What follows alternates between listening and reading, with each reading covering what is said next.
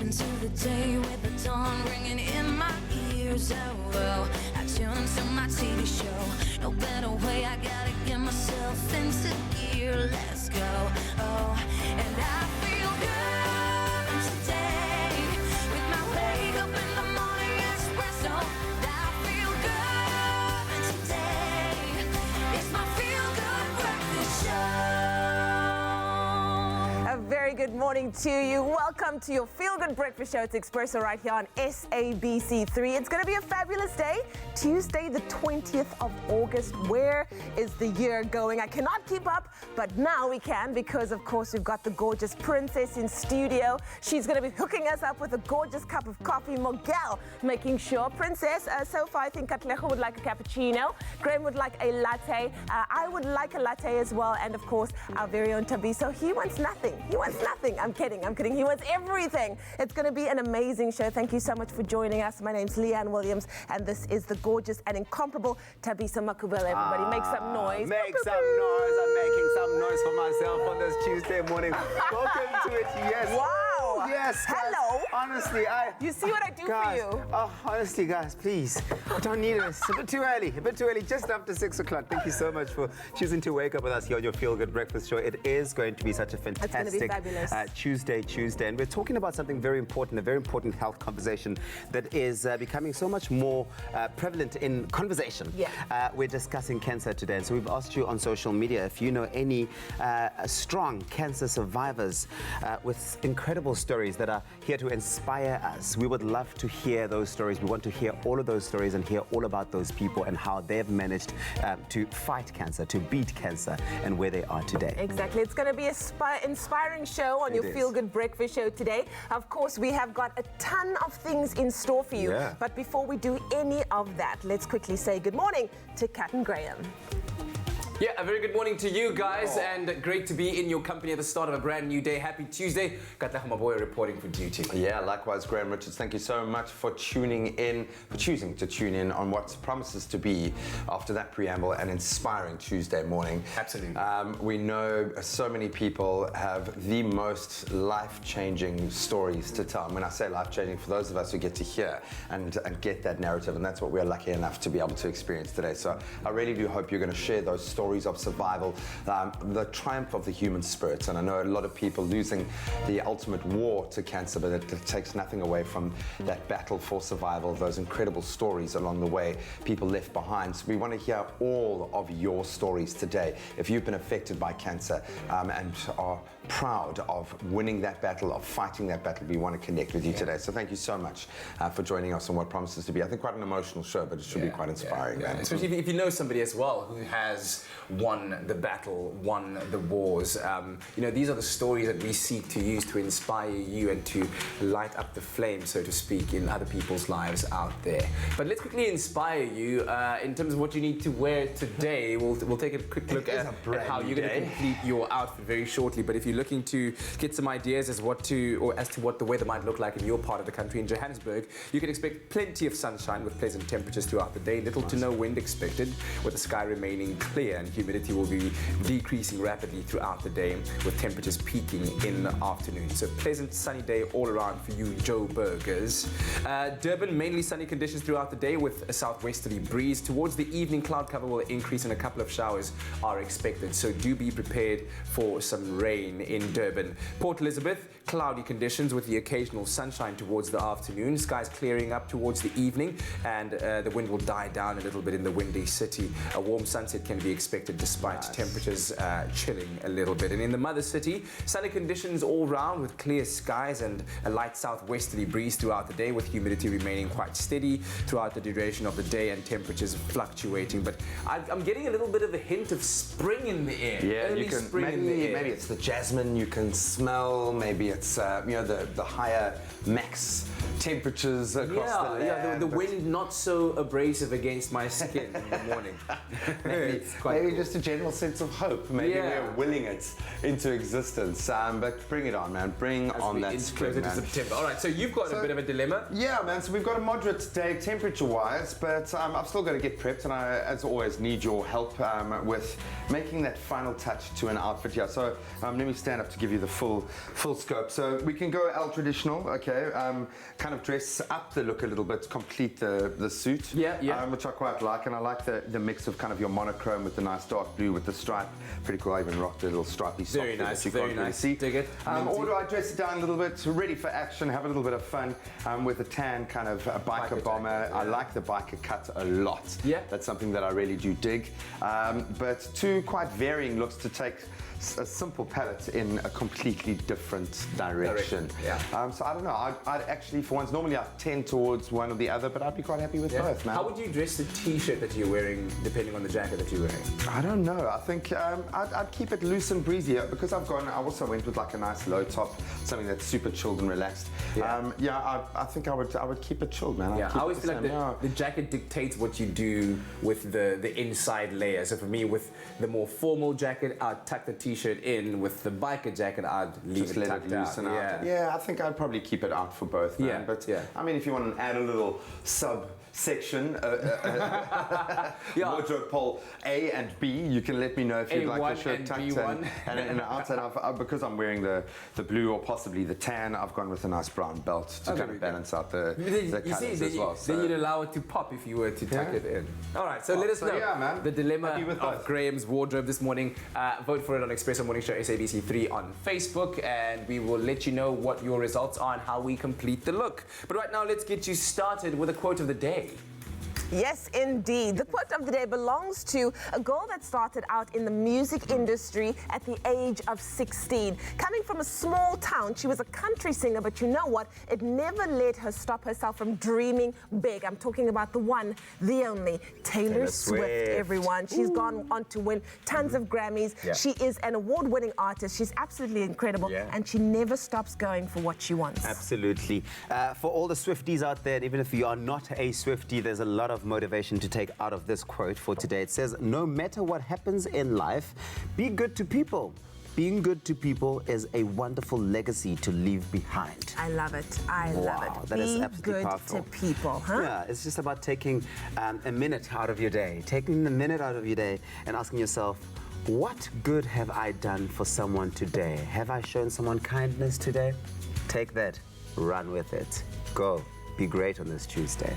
Oh, explainer of quotes, you gotta love him. Anyways, let's find out what's happening in the world of news. Kat's got all the details. Thanks very much, guys. Here are your news headlines at the start of a brand new day. The Gauteng High Court in Johannesburg has handed 3 of the so-called Krugersdorp killers multiple life sentences in connection with a series of murders and related crimes. They murdered 11 people between 2012 and 2015 and say they did so because of biblical reasons. Now, the signing of the R2 Amendment Bill into law will assist in curbing the high number of road fatalities, Transport Minister Fikile Mbalula has said. In 2018 alone, 12,921 people lost their lives in road accidents in South Africa. On the international front, the United States will provide just over $186 million in funding for the humanitarian response to the Central African Republic in the fiscal year of 2018-2019. Now, the UK government has said rules allowing EU nationals to live and work freely in the UK will end in the event of a no-deal Brexit on the 31st of October. Prime Minister Boris Johnson said immigration into the UK will be democratically controlled. And finally, a popular Kenyan chef, Maliha Mohammed, has set a new world record for the longest time cooking for doing so for 75 hours non-stop at a local restaurant in the coastal city of Mombasa. Now, if verified by the Guinness World Records, she will have beaten the official record set by US cook Ricky Lumpkin in 2018 by more than 6 hours. Now, Chef Maliha prepared 400 dishes, including local and international recipes, most of which she offered to shelters and orphanages. During her epic time in the kitchen, she only rested for 30 minutes every 12 hours. Wow. Now, Ali Hassan Joho, Mombasa's governor, congratulated the 36-year-old and said she has not only made Mombasa and Kenya proud, but also the entire African continent. Couldn't agree more. All right, now let's take a quick look at what's happening in the world of sport. Here's Graham.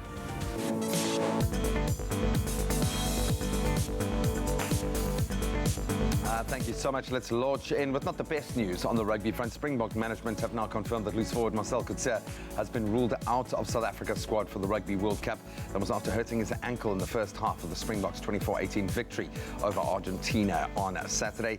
In hockey, South Africa's national men's and women's hockey teams have both qualified for the 2020 Olympic Games. That was after winning the African Road to Tokyo tournaments, which concluded in Stellenbosch over the weekend.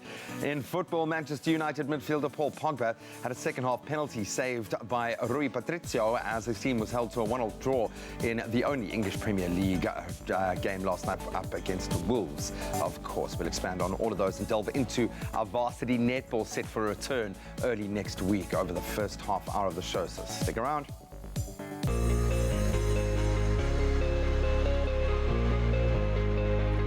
Thank you very much, G-Man. Let's take a full look at your temperatures now across the country. But first, a look at your sunrise pictures. Thank you so much, Asanda Jonga, for sending in your sunrise picture from Zitulele out in the Eastern Cape, where sunny conditions can be expected with little to no wind and an occasional cloud cover, reaching a maximum of 20 degrees. Sanele King sent us his sunrise picture from Hammersdale, Memasa Hood in Mpumalanga, where plenty of sunshine can be expected with comfortable temperatures today and high humidity reaching a maximum of 21 degrees. And now we take a look at those temperatures, starting off in Polokwane with a low of 6 today, reaching a high of 20 degrees.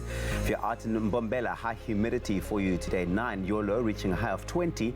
Pretoria, 7 and 25. Johannesburg will start off at 6, peaking at 23 degrees. And the highest temperatures in the country, that's Mahikeng today, 9, your low reaching a high of 27 degrees. Klerksdorp, 6, your low reaching a high of 24. If you're out in Kimberley, you've got 6 and a high of 24. A cold start to the morning for Bloemfontein, 1, your minimum reaching a maximum of 23, and a couple of showers expected for Richards Bay, 13 and 22. If you're out in Pietermaritzburg, it's nice and sunny today, your low 7 reaching a high of 21. Durban, 14 reaching a high of 21. Mthatha, 4 peaking at 20, and a southwesterly wind traveling at 18 kilometers per hour for East London, 10 reaching a high of 19. If you're out in Cradock, you've got the lowest temperatures in the country today, 1, your low reaching a high of 21, with a southwesterly wind expected traveling at 15 kilometers per hour for Port Elizabeth, 9 and 20. George, 7, your low reaching a high of 18, with Sutherland coming through at 3 minimum, reaching a max of 21. The mother city today, 8, peaking at 18 degrees, with high humidity for Worcester, 9, peaking at 24, and Springbok, 12, your low reaching highs of 26 degrees.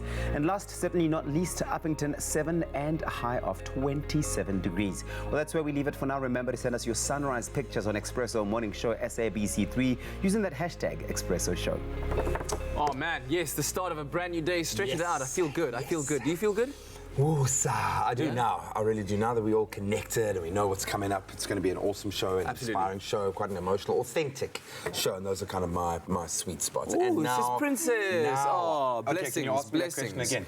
Do you feel good? I feel awesome. I feel awesome. Please go ahead. Thank you very much, sister. Princess. Are you excited about the varsity netball, by the way? I am. Yes. I mean, it was an incredible win for Koffsies last year. They kind of dominated the numbers attached to that final and their performance. They were incredible, challenging.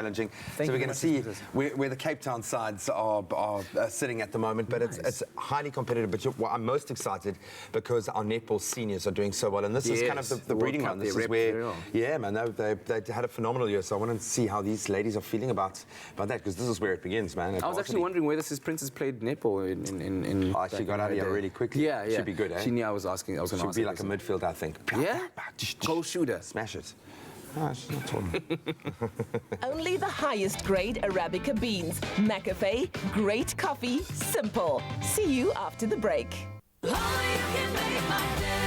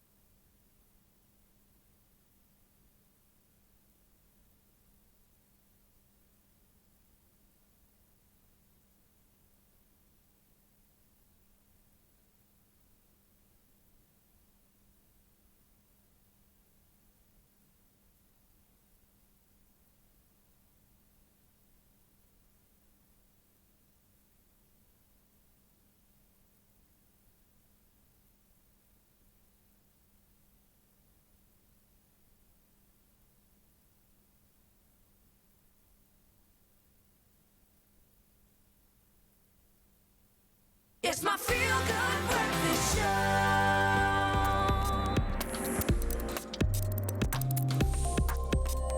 Ah, hear it, the beat that ushers in a technological era.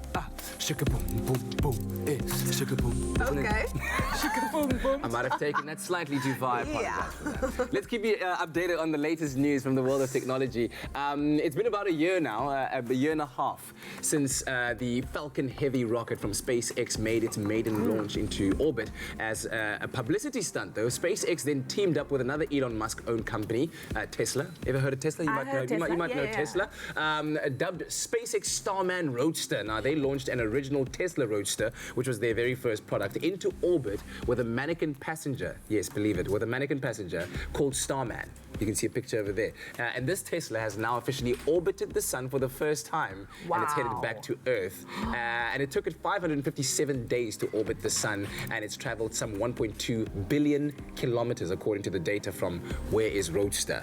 That sounds like an app that they launched. Anyway, we're currently on the opposite side of the sun, but we're expected to cross paths again in the future. And it'll be relatively close to Earth towards the end of 2020 on November the 5th. But you will only be able to see it at night in the sky in 2047.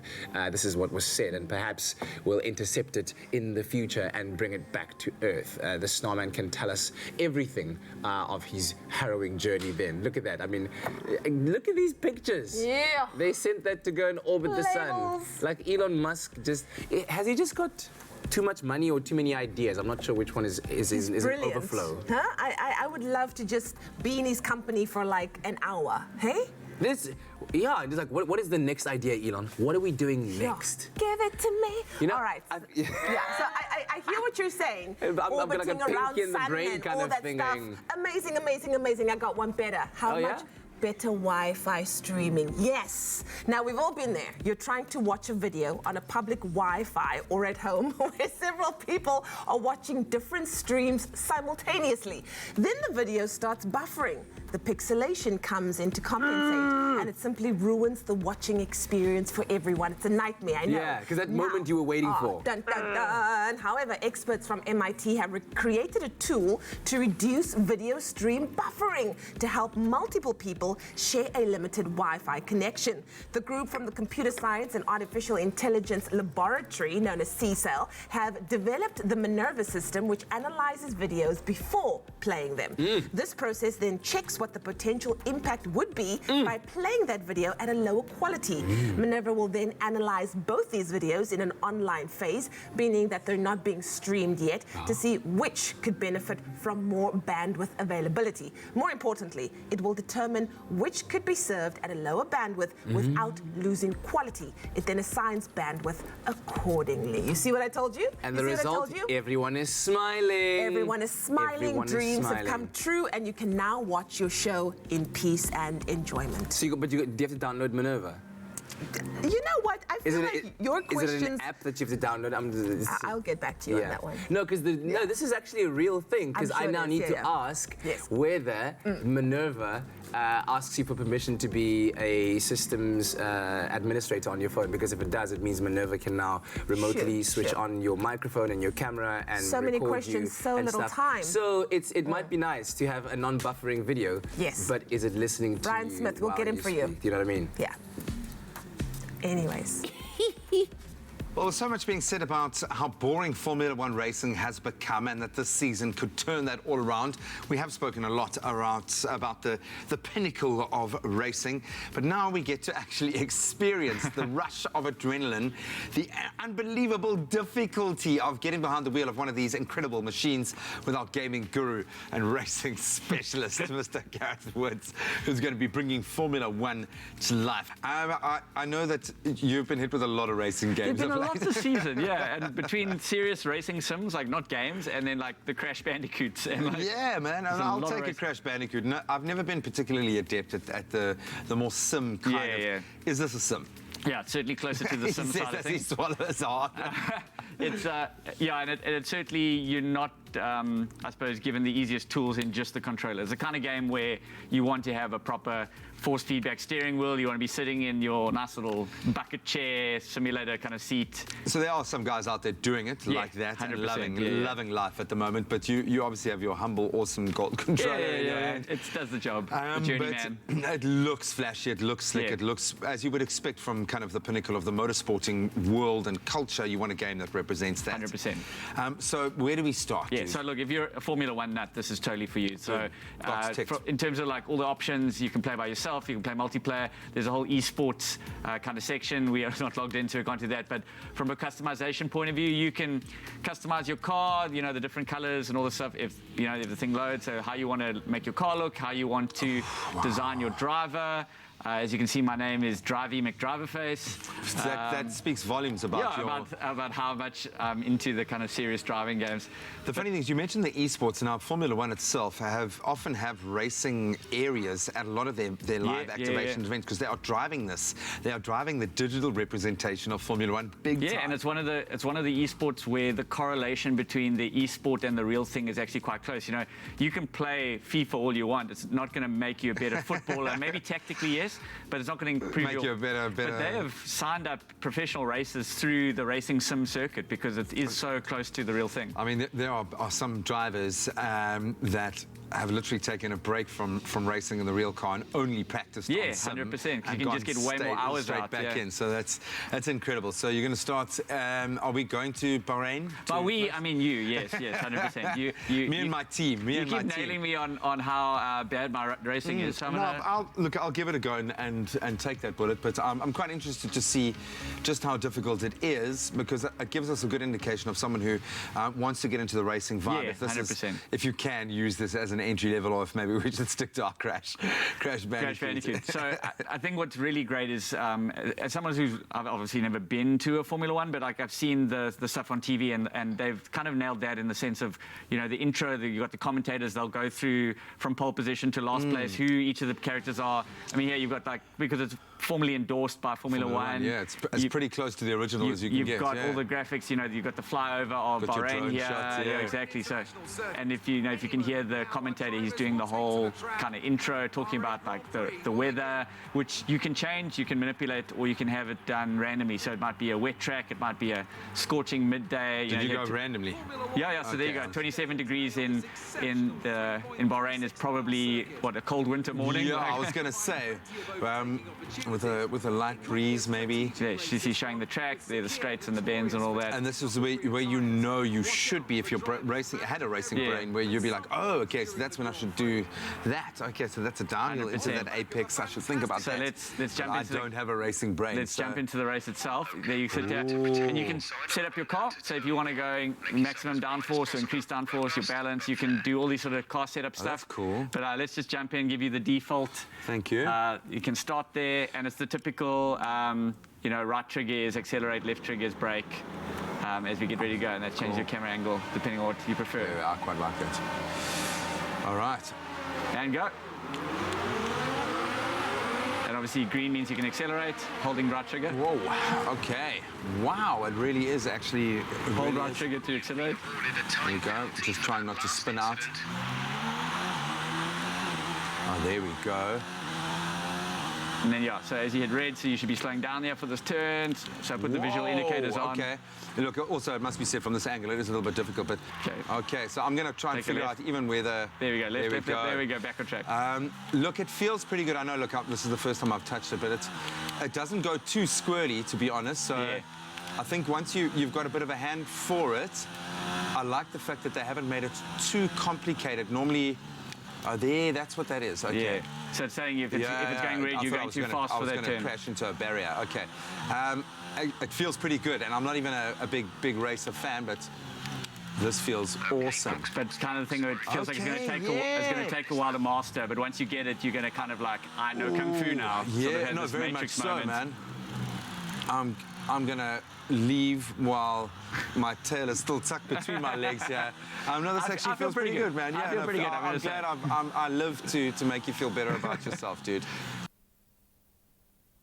Oh, Grace, I get really excited seeing you here on a Tuesday morning.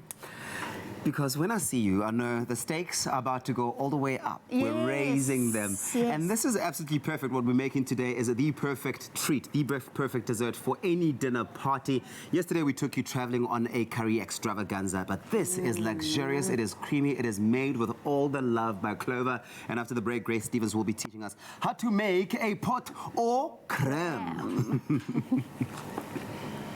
you can make my day.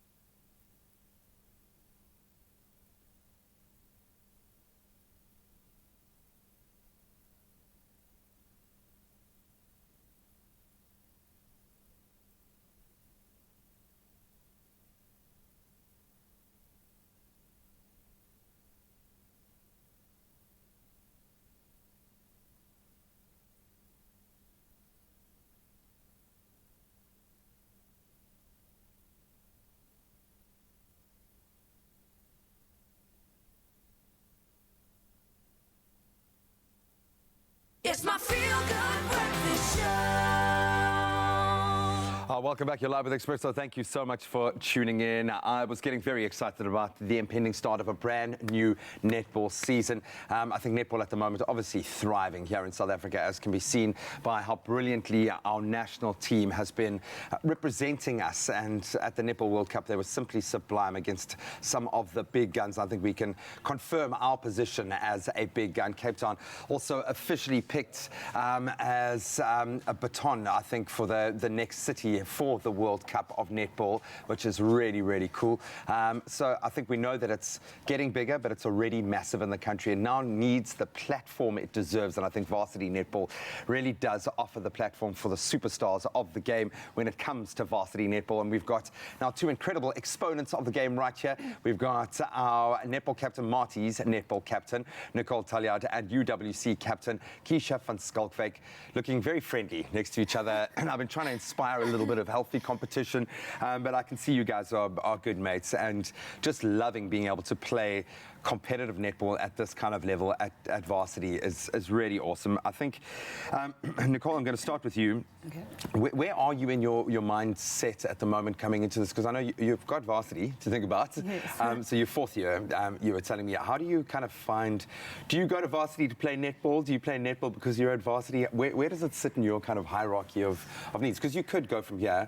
The trajectory is to the national team, surely? That would be nice, yes. Say it to camera, yes? Yes. That is going to happen, it's going to happen. It's happening. It's nice, it's a bit of both. You need the balance, I think. I go from class to training, training to class, studying. I really enjoy both, so for me at the moment, it's 50-50. I love that, and it's an important year for you as well. You've got to kind of, on both fronts, I suppose, you've got to focus. Why are you guys such good mates? What's the vibe like kind of in the inner circle? How many times do you think you guys have played each other, Keisha? Wow, quite a bit here. Yes. Yeah, we've played each other We quite a train few. against each other, Yeah, we have we've league trained against against each each other. other. Yeah, so it's always very competitive between, I think, Marty's and UWC. But besides the fact that it's competitive, it's also great camaraderie because we're so friendly with one another. So it's awesome to have that competitiveness, but to still be able to come off of the court and have that of everything that happened within the game happened within good spirit, and still hug one another afterwards and know we're great friends as well. Because you're part of a broader community that we know when sports don't get the massive shot in the arm that some sports do when it comes to professional contracts with things like that, which is crazy to me when you think about how much we've been given by netball this year, you know, especially when you look at the top tier, that you need to have that sense of community because you guys, if you're not going to boost each other and push each other, but it's a competitive push. I bet you if you were a defensive player, she wouldn't be a friend to the other two. Like, no way. Actually, some of my best friends are defensive players in her team, actually. So guys, let's talk Turkey. What's the season looking like? Because I know you play on a lot of different fronts, but this is a big competition. It's televised, as you both highlighted. What are the goals for the season? Can you do it? Are you going to represent that maroon this year? It's an interesting season. I definitely think we are contenders. I hope our team really does well, and I think we definitely stand a good chance at winning gold. It's going to be very interesting as we've played the teams at USA this year a few months ago, and we lost against each team and also beat each team, and at TNL exactly the same, lost against each team and beat each team. And playing against UWs as well, we played in their strong side. They're a different team now to what they were, but it's also exciting. I think Kofsi's having the same issue now. I think 3 or 4 of their star players are graduating and moving out of that fold. How difficult is it to maintain a thread within a team? Does that put additional pressure on you guys, or was it great when you get a newcomer coming into the fold? You're like, oh my word, that's awesome. Yeah, I think for us personally, for UWC, that's quite a challenge. We have majority of our team is first years. Wow. So it's really difficult to have to adapt to that every year and have new players coming into it. Fortunately, we had the exposure and the experience at USA, so we know what we're up against now. We had a rude awakening actually at USA, but now we know well what done for taking that on the chin. That's cool. Yeah, we're ready for varsity netball, and fortunately we had the exposure and the experience there to now go into the competition a bit more prepared and just give it horns. Yeah, sometimes young'uns, they have the self-belief. They don't know that they should be beaten by someone else, and that's awesome. Yeah. I mean, we've got some incredible high schools in the area as well with some incredible players. How proud are you of just South African netball at the moment? What do you think of our Proteas performance, the ladies? I honestly think it's amazing. I think Bongi actually mentioned it in an interview that a few years ago we were just hoping not to lose by 50. Yeah. And now we're making it into semi-finals, and I think as the years go by, we're going to just be doing a lot better, and our platform's going to grow. There's going to be more money, more girls will want to play, carry on playing. More money, please. Yes. Please, more money. No, we've got to take it seriously. We've got to support, and the fact that you guys are out there kind of, being a voice and a face for netball does help a lot. So thank you so much. All the best of luck. Thank you. Get some wins under the belt before the next time we see you. But enjoy, soak up the atmosphere. It's awesome, and especially the rivalry. Yeah. I can bet you in the grandstands is going to get pretty intense as well. But thank you so much. You're both absolutely awesome. Really appreciate you coming through. And of course, you can let us know which varsity you are supporting as the varsity netball season officially kicks off Monday, the 26th of August. That's of course where Marty's will face off against NWU, and UWC will take on TUT. Yeah, say it again. Woo! We'll take on TUT. I'm a complete neutral, I promise you there. But we'll keep you posted on all of the latest news. We absolutely love it, and they deserve our support. Clover Fresh Milk is the #1 milk brand in SA. Made with love by Clover. All right, welcome to the kitchen of deliciousness. Now, if you're looking for a luxurious, decadent, chocolatey surprise, then you know you've come to the right place. No, not because I'm standing here. We're about to make a dessert, and today we're making a pot au crème, which roughly translates to pot of cream or pot of custard. And I'm telling you, if this kind of pot was at the end of a rainbow, I'd be a very happy human indeed. And here to show us how to make it, Grace Stevens in the kitchen. Thanks for having me. Very, very good to have you here. I'm very excited. This looks a relatively easy yet complex recipe. Easy in making, complex in its taste. Yes, no, definitely. Easy to make. Yes. There's a few things that you must get right, but such a wonderful make-ahead dessert. Yeah, oh, make a You hit. know, Okay, because yes. you don't want to do everything last minute when you've got guests coming over, so you make it a couple of days beforehand, and just before you serve it, you take it out of the ramekin, and then you look like a rock star. Absolutely, and it'll that's how add you some should do it. joie de vivre to your table. You said Yes. the dish has French origins. It does. Do tell. Dating back to the 17th century, apparently. They used to make it in these tiny little ceramic dishes. Yes. And wow, I mean, And present. and it hasn't been, it hasn't been added to. This is the way they The used to make simple way. it. So Okay, this is lovely. a simple way of That's making beautiful it. to have that kind of nostalgia. All right, so Yeah. what we got going over So there? I've got some cream going in, 2 cups of cream in here, and I'm just Yeah. going to melt my chocolate in the cream. And what kind of chocolate are you using? So this You're is gonna- dark chocolate. Yeah? Is it So a this case of the would- darker the chocolate, the better? No, I don't think so. I think you don't want to use something that's got too much sugar in it. Okay. Okay, because Yes. that's going to affect your overall taste of your custard because we've got sugar. So now I've got some egg yolks in Shall here. I beat them for you? That's 6 egg yolks in there. Yeah. And if you can beat them up with that caster sugar over there while I just stir in this chocolate, So the egg yolks. So that's what's going to make our custard, of course. that's going to make the custard, yeah. Good. Okay. Just adding it And I'm nice and just putting a slowly. little bit of salt in here. Salt and chocolate needs a little bit of salt. Wow. How's that? That is amazing. Did I do a good job? Yeah. Just give So them I'm a just bit of going a to temper whiz that there. just a little bit with a little bit of my chocolate and cream. I'm going So to. this is tempering, where you add. I just the don't want it to be a heat. shock when it goes in with the cream and the chocolate, and Yeah. then we get scrambled eggs. It's kind of like dipping your toe into the water before taking a dive. Otherwise, you have a weird reaction. Exactly. You don't want your eggs to go because then they scramble. No, they don't. Okay, now do you want to pour that? So that's tempered nicely. Oh, So that's I haven't added my clover full milk. cream. Yes, Full cream of course. milk goes in here. Superior quality that you get in there, taste and freshness and consistency. And of Lasts course, so the much longer convenience. in your fridge, the Yes. clover. Yes, and you of course have the convenience of that Clover fresh full cream milk, Okay, which go for it. contains the lovely vitamins. Slowly, because we don't want scrambled eggs. Oh, you're doing such a great job. You're dipping your toe. We're dipping Yeah. toes here. We're dipping toes. We're not going full on body launch into the water. No. Just slowly let it do its thing. Oh, this is fabulous. Look at that. We are such an amazing team, I think. And this is on a low heat, and you keep it on a low heat, and you carry on slowly, gently stirring it.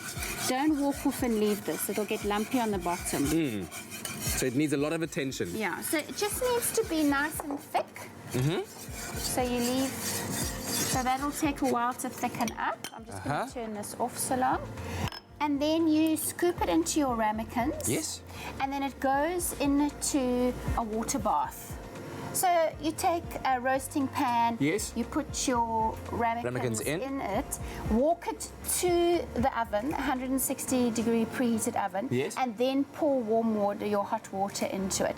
Just probably about halfway up to your ramekin. Okay. If you pour it in before and then try to take it to your oven, That might be a bit tricky. it is a bit tricky. It's like taking ice cube, when you're trying to... when you fill your ice cubes Yes, in yeah. a tray and Oh, then you take yes. it to the fridge and So it all your tub slops should all ideally over be the located place. close to your fridge, and then you wouldn't be spilling so Yeah, much. All right. SMS the absolutely. keyword Clover to 33728. We'll send you a link to the recipe as well as an ingredients list, so you can make your own pot au crème. But if you'd like to know how you made it, take a look. If you love cream, custard and chocolate, then you love this recipe for Clover Fresh Milk Pot au Crème. Creamy, decadent and bursting with chocolate flavor, this one is definitely one for your springtime menu. Add 125 milliliters of Clover Fresh full cream milk into a pot. Then add 500 milliliters Clover Fresh cream and bring to a gentle simmer. Next, add 150 grams of your favorite dark chocolate. Remove the pot from the heat and whisk until the chocolate has melted and set aside. In a new bowl, add a third cup of caster sugar to 6 egg yolks. Then beat until pale and fluffy. Then gradually add the chocolate cream mixture, whisking as you add it in. Next, pass the chocolate custard through a sieve and set aside to cool down for about 10 minutes. Pour the cooled custard into ramekins and fill your baking tray with hot water about halfway up. Then cover the ramekins with foil. And bake the custards at 160 degrees Celsius for about 45 minutes. Serve dusted with cocoa powder and icing sugar. You can never have enough chocolate recipes. Clover Fresh Milk Pot au Creme tastes heavenly and is easy to prepare and will have your dinner guests begging for your secret recipe. Made with love by Clover. Oh, bring on the delicious, creamy, chocolatey taste of this pot au creme. SMS Clover to 33728. And this is for you to entertain your guests with, to show them your kitchen prowess in making French desserts, and they'll be delighted. All right, most definitely. Yeah, as easy as that. If you want to take it out of the ramekin, because of course you can serve it in the ramekin. Yes. You need to just put your ramekin into some boiling hot water just for a couple of seconds, just to release it. And then you put your plate on top and you turn it over and voila. Sprinkling. Could you give it a little bit of Clover classic custard splashing if you want? Clover cream, whipped cream on top of that is a wonderful way to serve it. Let's have a quick little... Oh, hello. Oh, it just melts on the spoon. Doesn't that just look amazing? What? Oh, get inside my belly. Delicious. That is beautiful. Try that out tonight. That is truly delicious. We'll see you after a very short break. I'm going to have another one. That is really good. Clover Fresh Milk is the #1 milk brand in SA. Made with love by Clover.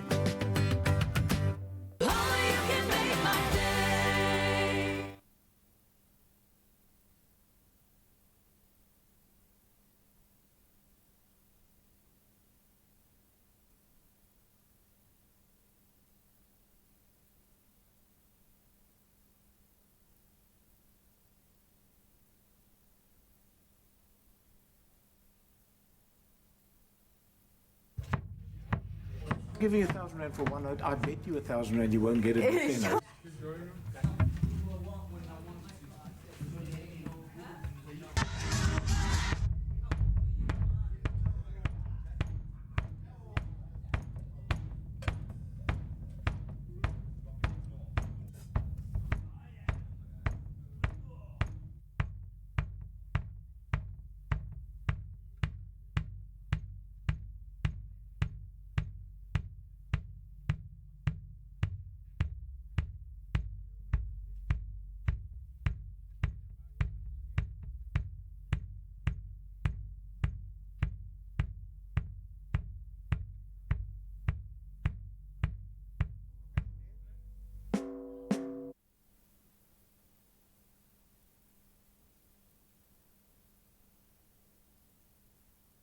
It's my feel-good breakfast show. Welcome back to your Feel Good Breakfast Show. It's Expresso right here on SABC3. Now, you know that we love hearing from our viewers on a daily basis, and here are some of the messages that simply made our day. So, should we take the first one here from Nikki Ace? You said, "Morning Expresso team. I just want to say I haven't laughed so much in a long time watching the team playing Nooit vir Nooit." Nooit. Is that a typo? I don't know. We all think we have answers when sitting at home, which is very true. Yeah. But when you're live on the game, it's not easy. Great fun. Emo, so funny. That was the most fun I think I've had all year. Yeah. I don't think I got one thing right, but it was nooit braaf. I don't think I got one thing right, but I still had a lot of fun. But of course, a family favorite of the show, Josephine Pickstone, she said, the show is rocking this morning. I'm having a good laugh. Hashtag Expresso Show SABC3. Lol, Emo Adams, nooit vir nooit. That is such an iconic picture with that the Johan Stemmet on Sun. Yeah, we need to frame that wow, Kat, always. That's quite an iconic picture. Gail, you beauty. I just love Kat. You were in your element there. We're all dancing to 3 different songs, right? Yeah. Graham's got like sha-la-la-la-la going. You've got at least a gom track there. Yeah. I don't know what I've got going on in my song. Yeah. Like, you can always tell when we're breaking it down. We've got this stupid face. I love it. Kat, of course, Gail, of course, saying, I just love Kat. He simply makes my day. So that's pretty awesome there, hey? Okay, so one of our favorite moments was when Kat proved his above-average music knowledge. Above Let's average? take a look. It's pretty average. It's pretty average. It's above average. Giving you 1,000 rand for one note, I bet you 1,000 rand you won't get it with 10 notes. Okay, so here's go. Your first note sounds like this. And the clue is, it's the theme from the Binnenlander soapie.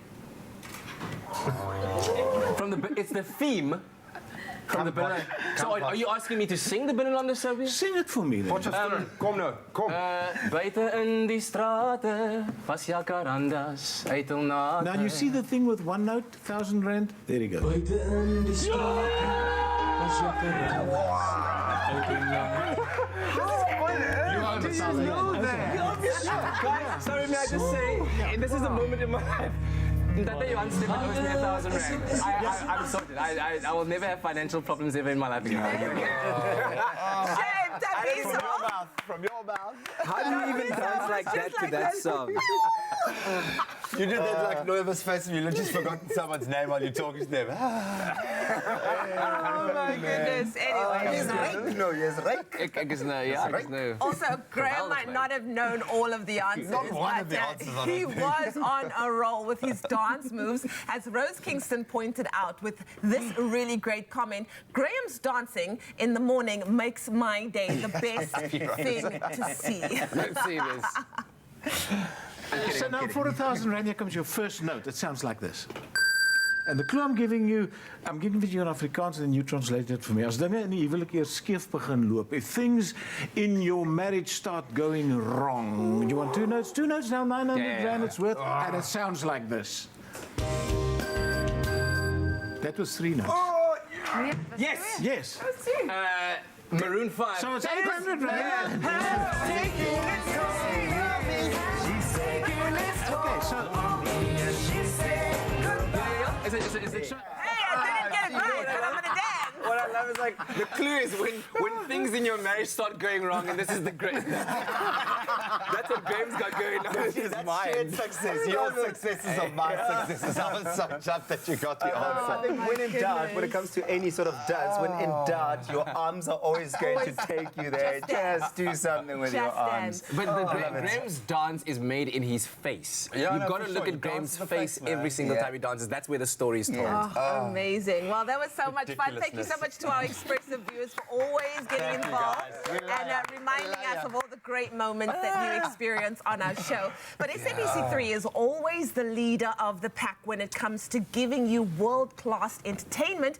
And every once in a while, they review their programming lineup to give you only the best content on your screens. And I'm sure you've already seen some new shows pop up this month, and that's only a taste of what is to come. Tolo was at the channel's new shows launch recently to get the full scoop on what we can expect in the weeks to come. It's no secret that SABC3 never disappoints when it comes to serving us only the best in entertainment. And over the next couple of weeks, we're going to see some brand new shows hitting our screens while enjoying new seasons of our all-time favorites. On that note, let's go find out exactly what we can expect. Dishaba, talk to us about SABC3's new programming lineup. What informed it? What was the thought process behind it? Well, we put our viewers at the center of everything that we're doing. So what we did is we wanted to give power back to the viewers and say, you know, the stage is yours, but you need to own it. So we have different shows like the Presenter Search and the Next Brand Ambassadors. And those shows are really about resilience, being innovative, being creative, and pushing boundaries to make sure that you achieve your goals. Roger, you are a judge for this season's Presenter Search Expresso edition. How's that experience been like? It's really fun to see the behind the scenes, to see the back end of the business side of it, and just the pressure that these kids are under to be able to come and eventually do what it is that you guys do is unbelievable.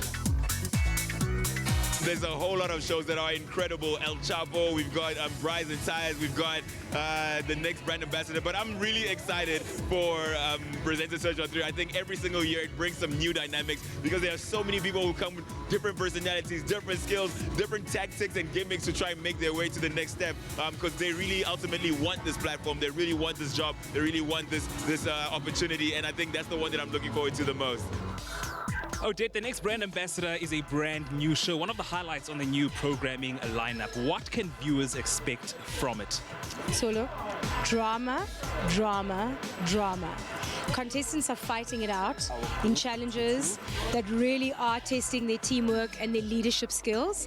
And let me tell you, the contestants are hungry and they're passionate and they want to win. Yeah, I'll be a team leader. But you can't be a team leader because you're more of a speaker than a listener. So we need someone who's going to listen. Now to that other I think people. about So it actually does. I can be a team leader.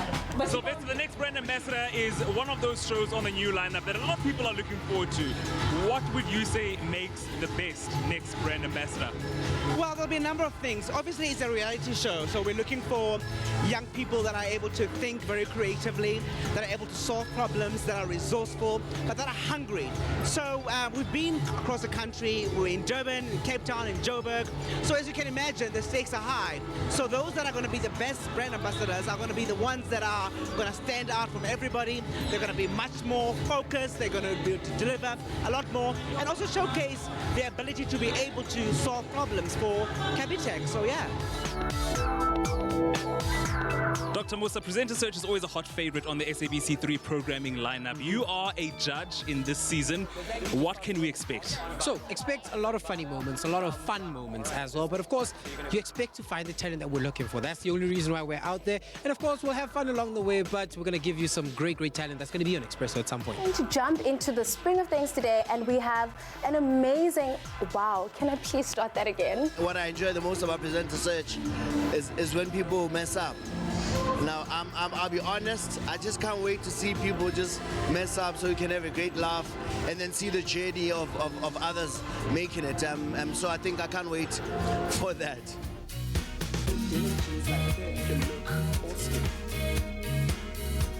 We live in a country where it's so full of talent, and I'm so looking forward to the new talent being launched on our screens. That's what I'm looking forward to. It's the best. We shine the spotlight on the progressive spirit of the country, and you know what we mean by that is that our country is very resilient, our country has beautiful stories, we have a lot of successes, and we really put a spotlight on all of those things. It's incredible to be a part of a channel that really gave me my break, you know, so I'm happy to be here. I'm happy to be a part of the family, and yeah, I'm not thinking about going anywhere else. I think content, you know, on SABC3 is developing, and I'm really excited to be here tonight because this was showcasing not only about the new shows that we are locally producing, but also a lot of the international shows that are exciting that young people and everybody, all the viewers, can get to tune in and enjoy. So it's a good time to be on SABC3, right? We're in a country where we're trying to amalgamate, you know, find a new voice of South Africans. SABC3 is great to finding that balance. Keep going, SABC3. We love you, and the stage is obviously, of course, ours. Keep watching SABC3. As you've seen and heard for yourself, there's so much to look forward to on SABC3's new programming lineup. And one thing I'm really looking forward to has to be welcoming the two brand new faces to the Expresso family. So Presenter Search contestants, a good luck to all of you. Well, really exciting stuff for the channel there, and really looking forward to the great programming that's going to be ahead in this new season. Congratulations to the team. I know they've been really hard at work, and we've been kind of very close to a lot of that action as well, so really excited to play a part. Yeah, wouldn't be possible without you, the viewers at home, because the stage is yours, so own it. Speaking of owning it, you've been owning it on social media. Completely, man. I'm living vicariously through you, or you living vicariously through me in this instance, but we always need a little bit of help getting dressed in the morning because we like to do saw my dance moves, so I need help in many areas of my life. But we were asking you guys to help me kind of weigh in with the two choices here. Maybe you can hold that jacket up there. Yep. Do we go El Traditional with complete the blue, and it is a lovely suit, beautiful fitting suit, or do we go with the biker jacket? Really love the biker jacket, really love the blue suit jacket. So let's see what people are saying. I'll kick it off with Diana van der Scheef. I think you look hot either way, Graham. You see how my voice caught there after that. But with the stripes, I think the navy jacket will look best. Don't think the cream and white goes together. Very astute there. Good morning, team Expresso. Love you all, Dinah. We love you. Then Renette Kipke said, morning, guys. Suit jacket, Graham. Suit jacket. Suit jacket. And the way she said Graham. Yeah, like suit Graham. jacket, Graham. With two friendly waves. Though. Okay, cool. And then Shania Abrams saying, definitely suit jackets. Slim caption image Dubé. Wow. Whoa, suit jacket is with smiley faces. Marupeng Vincent Nyakala says, suit jacket is always beautiful. So, I guess an overwhelming favorite. Yeah, man, bomber jacket. I'll rock you maybe with some jeans, kind of, bit of street cred maybe on a Friday, but I'm actually loving the vibe. One day is loving one day. the complete, the pot au crème complete. Crème de la crème of our suit look. There you go. Cool, man. And as Kat suggested, maybe even going with a bit of a tuck. That's cool. Just to get the I dig vibe that. off. I really dig that. That's it. Very cool. Thanks, Thank you very much for the votes. You really done good. appreciate it. The look is now complete, and we are going to take a quick break while Graham models for you, and see you after the break. Who's got what it takes to shine on Expresso? Your favorite breakfast show is searching for new presenters, and it's your time to shine with Orbit Gum. Own it with Presenter Search on 3, the Expresso edition, Wednesdays at 7:30 p.m. on SABC3. In thrilling weekly challenges, who will stand, who will stumble, and who will win the right to bring you the best of breakfast television. It's your time to shine with Presenter Search on 3 and Orbit Gum.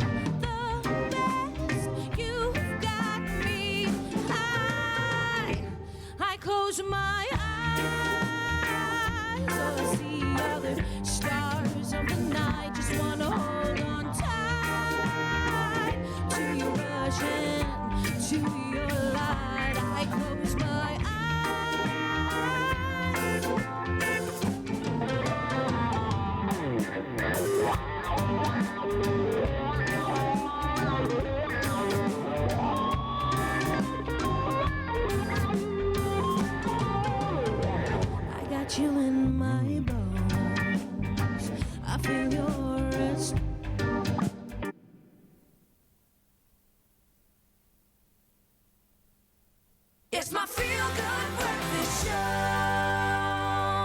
Welcome back. Yeah.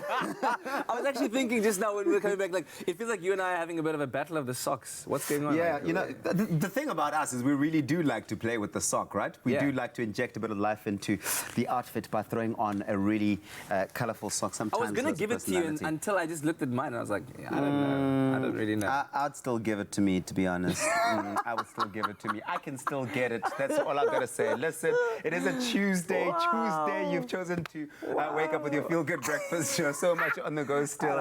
Great socks on the go. Birthdays being celebrated, but of course the latest movie trailers. That's all happening. You can't give it to yourself. It's now time for the news. In the national news this morning, the Gauteng High Court in Johannesburg has launched 3 of the so-called Krugersdorp killers multiple life sentences in connection with a series of murders and related crimes. They murdered 11 people between 2012 and 2015 and said they did so because of biblical reasons. The signing of the ARTO Amendment Bill into law will assist in curbing the high number of road fatalities, Transport Minister Fikile Mbalula has said. In 2018 alone, 12,921 people lost their lives in road accidents in South Africa. On the international front, the United States will provide just over $186 million in funding for the humanitarian response in the Central African Republic in the fiscal year 2018 to 2019. And then the UK government has said rules allowing EU nationals to live and work freely in the UK will end in the event of a no-deal Brexit on the 31st of October. Prime Minister Boris Johnson says immigration into the UK will be democratically controlled. And finally, South Africa seems to be on the right track with regards to recycling plastic in efforts to save the planet. A study by Plastic South Africa, an umbrella body representing the South African plastics industry, has shown that more than 519,370 tons of plastic waste was collected for recycling in 2018. This was enough to save oil that could fuel 200,000 cars for a year, traveling 30,000 kilometers per year. Plastic recycling grew by 6.7% in 2018 from 2017. The plastic recycling industry also impacted positively on job creation and economy, providing direct employment to more than 7,800 people last year and injecting 2.3 billion rand into the informal sector through the purchasing of recyclable plastic waste. Well, that was your 7 o'clock news update. Here's another look at what's happening in the world of sport with Graham.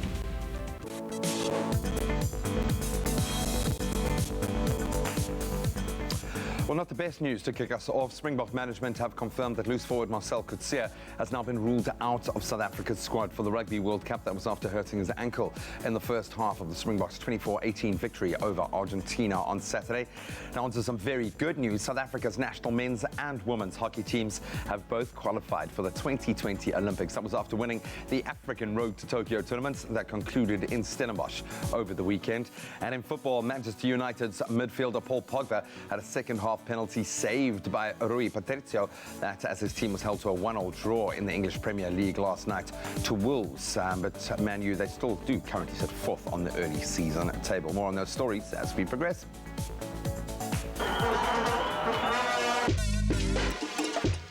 Money, money. Money, money.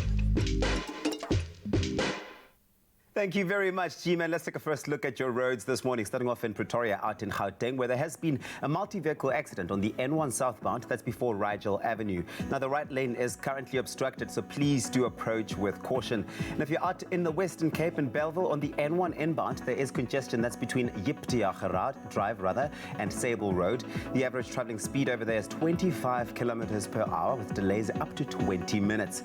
And off to the train lines, there are TFR signaling restrictions between Bellville and Brackenfell, infrastructure problems in various areas, speed restrictions and sets out of service. A 30 to 40 minute delay can be expected. And that's where we leave it for now. The next report will be in just over half an hour.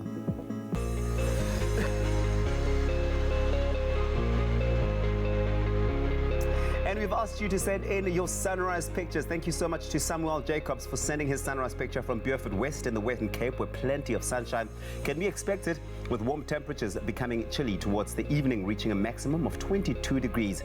Clive Chase also sent us his sunrise picture from the south coast of KZN, where mainly sunny conditions can be expected, with a light southwesterly wind reaching a maximum of 20 degrees. Thank you so much for those pictures. You too can do the same by uploading them using that hashtag Expresso Show.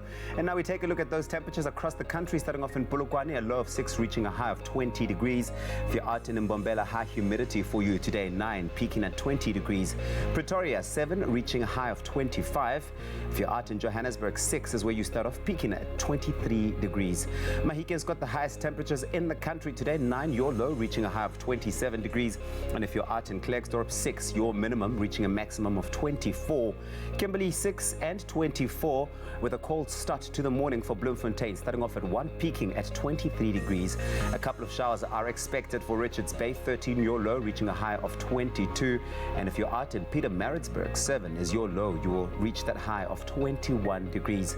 Durban, South Africa's playground, 14 your low, reaching a high of 21. Nice and sunny today. And if you're out in Mthatha, it's 4 and 20 for you. East London with a southwesterly wind traveling at 18 kilometers per hour. Your low 10, your high 19 degrees. And the lowest temperature temperatures in the country today. That's Craddock with 1 minimum and a maximum of 21 degrees. A southwesterly wind expected traveling at 15 kilometers per hour. That's out in Port Elizabeth today, 9. Your low reaching a high of 20, with George pulling through at 7 and 18. Sutherland 3, your low with a high of 21, and Cape Town, the mother city, 8, peaking at 18 degrees. If you're out in Worcester, you've got 9 and 24, high humidity for you today, and Springboks got 12, minimum and maximum of 26 degrees. Lastly, Uppington, 7, your low, reaching a high of 27. Well, whichever part of the country you find yourself in today, make it a feel-good type of day, and remember to send in those sunrise pictures to Expresso Morning Show, SABC3. Happy birthday, a very happy birthday to you. Hey, you know when you hear that tune, what it means? It means that we are going to be wishing some amazing Expresso viewers a very, very happy birthday. And because I feel like all Williamses in the world are related, Chloe, we are wishing you a very, very happy birthday. And of course, this is a birthday wish for Chloe Williams. Check this out. Yay. Oh. Happy birthday to you. Happy birthday. Happy birthday. Happy birthday to you. How old are you now? How old are you now? How old are you now? How old are you now? Chloe, yay! Oh, too sweet. A whole happy birthday, gotta love it. Also, celebrating a birthday today, Sweetness. This message goes like this: would love to wish the wonderful soul, Sweetness Bokwe Plum, a happy birthday. May you stay as sweet as you are, have fun and laugh a bit. Of course, it betters the soul. Love you lots from Mpo. So I'm loving the next couple of birthdays. I'm actually quite blown away by this. But first, we'll get on to happy 35th birthday. Lulu Peter, love from Lee, your friend Lulu. Happy birthday, gorgeous girl. Hope you're having an amazing day. And then, get this, man. God's richest blessings on your 21st birthday. May you continuously experience God's presence and favor all the days of your life. And that's from your mother, Herline. That's for Graham. Okay, but now here's some information only for you. While pregnant, I was watching Expresso. I saw Graham Richard's name. At that moment, I said to myself, that is my son's name, Graham. How cool is that? That's very sweet. Hey, so we're connected. Oh my goodness, so Graham was named after this Graham? Sure, that's I think wonderful. it's a universal connection, man. It's a universal connection. Very, very sweet. Wonderful. Very, very, very sweet. Happy birthday, G. That's awesome. Happy birthday, bro. All right. This What a one G. is another very special message for Chepang. Would like to send a special birthday dedication to our last born daughter, Chepang Hobo. Just always remember that mommy loves you and mommy adores you. May God grant you many, many more years to grow wiser and have all the respect for everyone. From your mother, Kensani. Happy birthday, Chepang. And also, this wish going out to Storm Faith Raven. May God bless you abundantly, stay the sweet child that you are, and never change a bit about you. From Mommy, Simone, and Zoe, we love you. Snapping that filter, we love it. Then a birthday is the most special day in one's life. Enjoy yours to the fullest. Jamie, happy birthday, Jamie. Hope you're having a blast today. And then happy sweet 16 to an amazing niece, Tia King. May you have a blessed day from your favorite auntie, Tia. Happy birthday, girl. I love that look, Tia. Very nice. Yeah, also, man. a very big happy 60th birthday to Violet Aronsa. This message says, God bless you to see so many more healthy years. Love from Lana, Roddy, and family.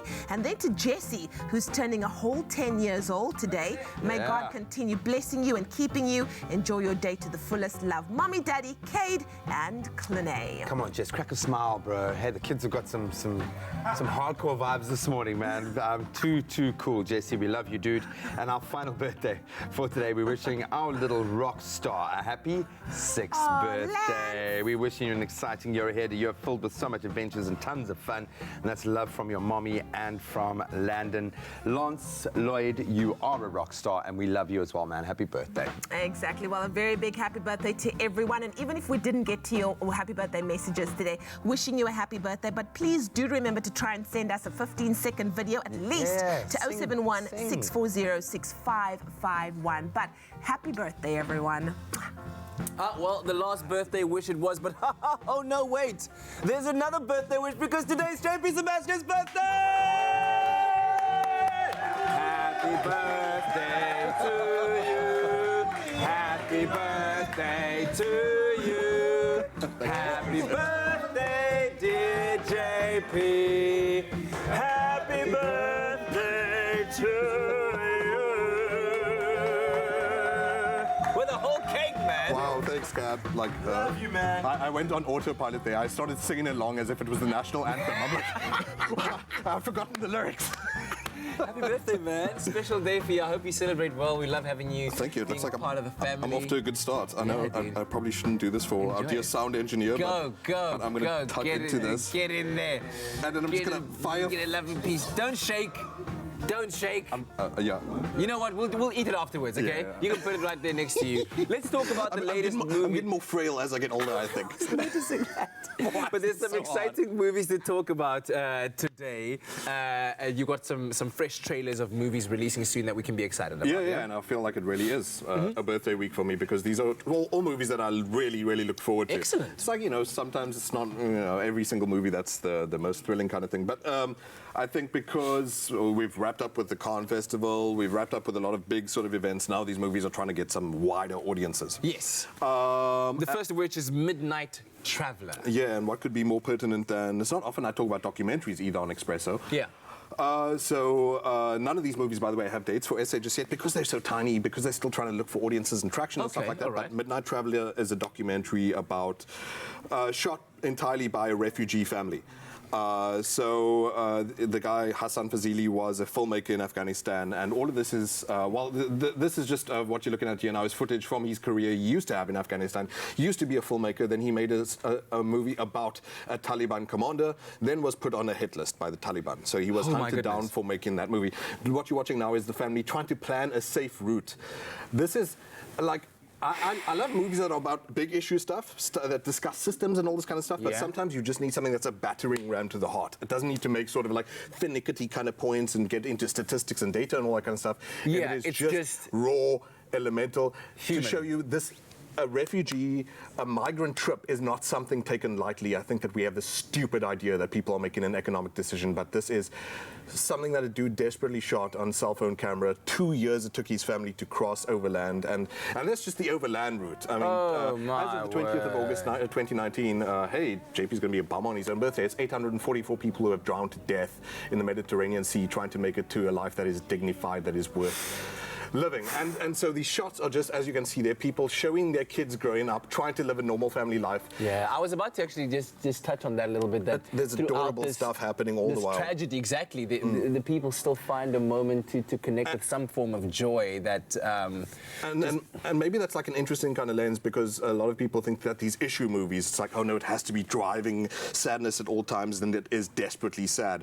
But the perversion, the sadness is that, all the while people are trying to lead average lives while on the cusp of, do we make it to the next day? So Midnight Traveler, I think, is in the United States in September. It's getting wider release, but obviously it's still doing the circuit, doing the rounds, winning awards. It's won 13 awards so far. Yeah. Berlinale, Sundance, and a bunch of others come to mind as well, but we'll move on to the next one. I tell you what, that was really a lot to absorb. So we're going to take a break on this right now and then come back later with more movies that we can expect later in later times or times to come. But it is JP's birthday today, ladies and gentlemen. Woo-hoo-hoo! Happy birthday! Oh my gosh, he took a bite of the cake. It worked, okay. Get an insurance quote and stand a chance to win one of 6 Samsung S10 smartphones. Simply SMS the keyword INSURE to 31492 for a callback and quote, and you could be a winner.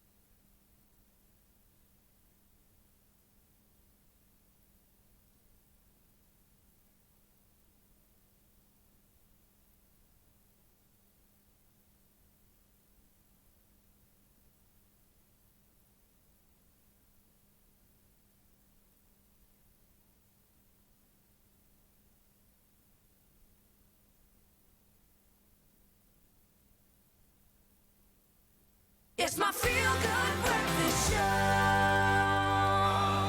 Welcome back. This is your Feel Good Breakfast show on a Tuesday morning. So good to be in your company. Thanks for joining us at the start of a brand new day. We're still hanging out with the birthday boy, JP Sebastian. All smiles, all good? It's like, I don't get, but like, it's been years that I've been doing this and I've got butterflies. I think, enough of the birthday wishes. That's awesome. Like, I'm going to That's puke out of awesome. nervousness.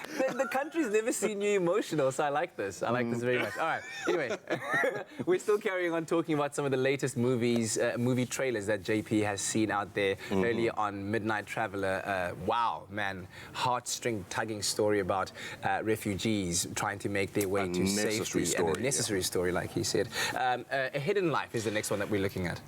So yeah, if you really wanted to get JP emotional, you're speaking my language right now. The director and writer is Terrence Malick. That name might mean something to people who've seen his movies like The Thin Red Line, The Tree of Life.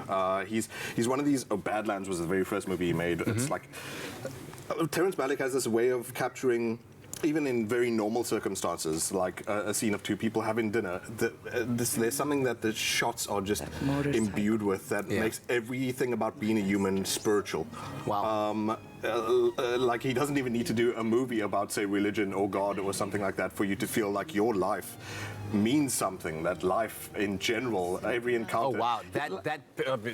Dude, there's go back to Tree of Life, for example, Jessica Chastain, that puts up her hand at one point and a butterfly alights on her finger. Like, these things aren't planned, but somehow he captures miracles. So, A Hidden Life is a true story about a guy who was a conscientious objector. This is really pertinent now as well, since we were just speaking about migrants trying to make it to Europe. He said no to the Nazis in 1940, and it cost him his life. He was asked first to be mayor of his village in Austria, and he said no to that even. About Anschluss, the connection of Nazi Germany and Austria, he voted no, the only person in his village to do that. And so a heroic, silent act. The strength to say, I know I'm endangering myself completely. I know that all these beautiful scenes you're seeing of just family and just this peasant farm life, which he was so happy with, he's jeopardizing all of that because in his heart he knows he has to do the right thing, and that's to say no to Nazism, say no to fascism for the sake of people like Hassan Fazili, for example, in Midnight Traveler. Anyway, point being, Terrence Malick is one of the greatest filmmakers that we have, and we see a lot of World War II movies with planes and tanks and all that kind of stuff, and that's important too, but just to see once again life. Absolutely. Yeah.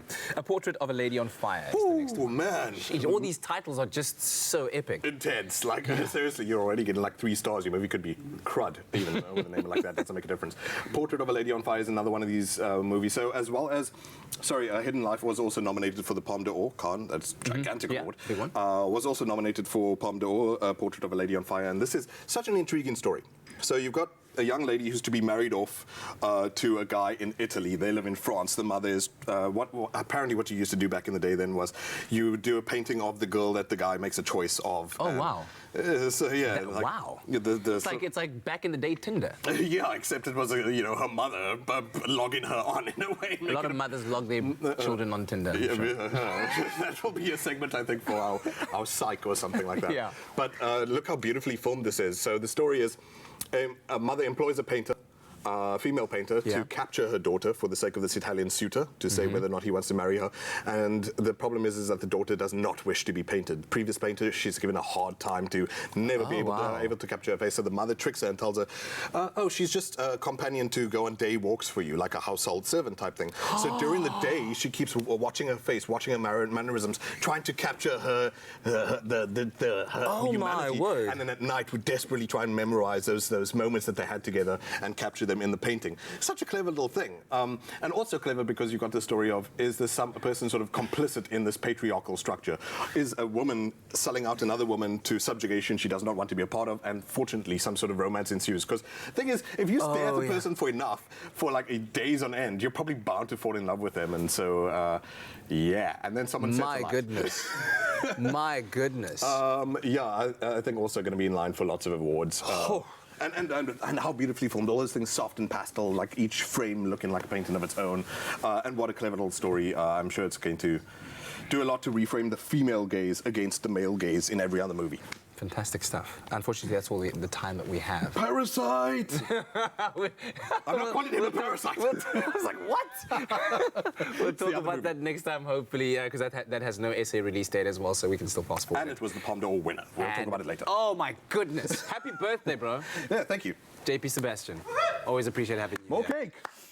For everyone, it's on me. JP Sebastian, the birthday boy. Yeah. Coming through. Coming through in a big way. Well, from movies to music, it's time for us to take a look at what is currently reaching the top of the charts when it comes to Beats Uncovered and Hammond Time. Well, you've got newcomers or up-and-comers, Boss Gussie, that's what they're called, and you've got Grammy Award-winning musicians, 21 Pilots coming through with some new music as well. It's all happening weekdays, 9 till 12 o'clock on 5FM. Check this out.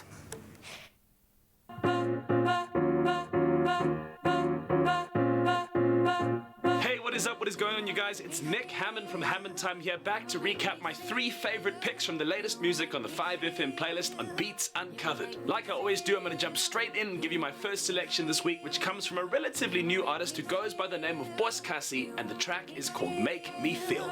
You make me feel hot like a summer's day, cold like a winter eve. Now, Boss Gussie broke onto most of our radio's radars when she released a single with Casper Nyovest that has now got over more than 1.2 million streams, called Move For Me. I had Boss Gussie on the show for a first-time play of the song before it was out anywhere else, and she told me that it's something new, something different, and something to get us ready for summer. If you're a fan of the artist, you'll be used to her soulful lyrics and R&B style of music, but this is more dance, it's more pop, and I think it's going to do really well. Check out selection number 1, local of course, this week on Beats Uncovered. You light my fire, my only desire. My second selection this week is also a local track. It's coming from an artist by the name of PH Raw X and Shorma Josie, and for the sake of morning television, it's called I Be Ballin'. Put up wrist weight, I'm the biggest still yet. Now, this single comes from an artist who we haven't heard from in the last couple of years, who saw somewhat of a resurgence after he featured on his longtime friend and collaborator's album Shorma Josie's Limpopo Champions League. He's recently been signed to Warner, and a lot of critics are speculating that he's about to have a very, very successful career. So check out pick number 2 this week on Beats Uncovered with me, Nick Hammond. Can't compete where we go up. Never broke or X, that's what's up. Guess you see, you know. For my third and final pick, we're going international. It's the latest single to be released from 21 Pilots, and the name of this track is called The Hype. But you'll be just fine, just don't believe the hype. This single was initially debuted on their 2018 album Trench, but was finally released as a single in July of this year. Critics are saying it shows a lot of growth from the band, and many people are calling this the early days of a new alternative rock anthem. Check out pick number 3 from Grammy award-winning duo 21 Pilots this week on Beats Uncovered.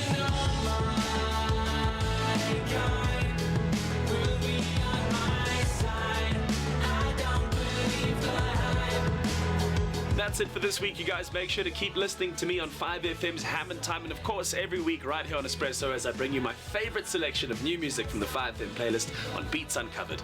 Look after yourself, have a fantastic rest of your day. Cheers. Thanks very much to Nick Hammond over there, man. Some exciting stuff in the world of music. And also exciting day for us here on your Feel Good Breakfast show because... guess who's here? Did you see we just walked into the green room? I saw a bit of an entourage. Yeah. Nasty C and Rolene are in the building, ladies and gentlemen. I don't know about you, but I'm very, very excited to find out what this young man has been doing, changing up the game out there in the world, and all of his crazy adventures that he's been getting up to, because his music is doing fantastically well. He's certified triple platinum. Yeah, I know. He's leveled up considerably, but we love connecting with the young guys. He's just such a cool dude as well, so great to have him here. We will connect with him and you again after the break. The King.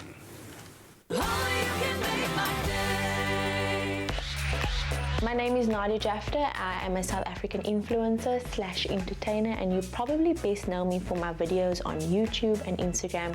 To join me on the island, all you have to do is buy a Tropica, follow the entry details on the bottle, take a video of yourself telling me why you would be my ideal partner, and upload it onto all social media platforms with the hashtag TIOT9. Join me in paradise and come find your smooth fame and fortune.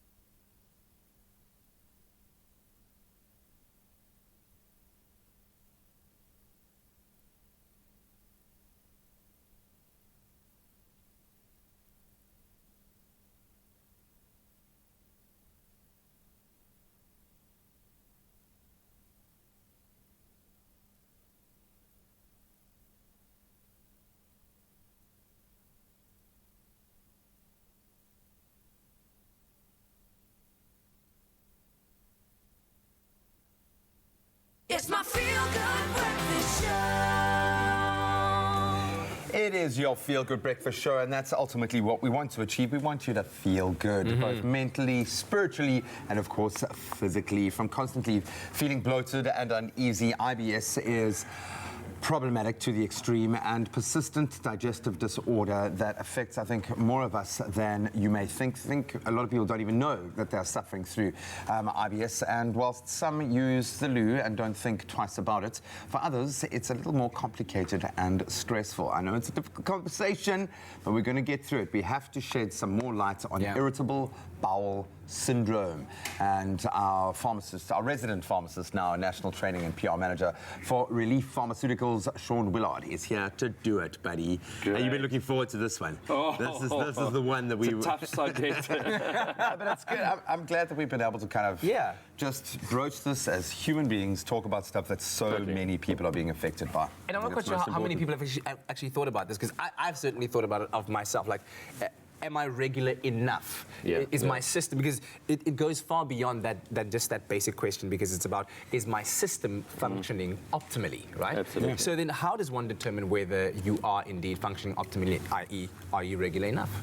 Are you constipated, in other words? And I think it is a subject that people don't want to really speak about. I think in my years back in pharmacy, people would sort of kind of shimmy up to the dispensary and sort of whisper to me, because it's not a subject people want to broach. But constipation generally defined as if I have less than 3 bowel movements per week. I know a lot of the gastroenterologists like a sort of a 3x3 matrix or metric, where they say anything from 3 bowel movements a week up to 3 bowel movements a day. So it can be very varied amongst individuals. The bowel matrix. I like that. Let's take it a level further, in fact, and talk about the consistency of the stool itself. What is there an ideal? What should people be kind of aiming for, if that's even something that we can do? What would you consider to be healthy? Yeah, so consistency is probably as important, or form is as important as frequency. I don't know if there'll be a picture, but there's a Bristol stool form kind of schematic where they talk about, there we have it on the screen right now. So where it's type 1, on this show. Type 1, type 2. You know, you're looking at someone who's probably constipated, if that's how your stool is looking. Ideally, we want to go for type 3, type 4.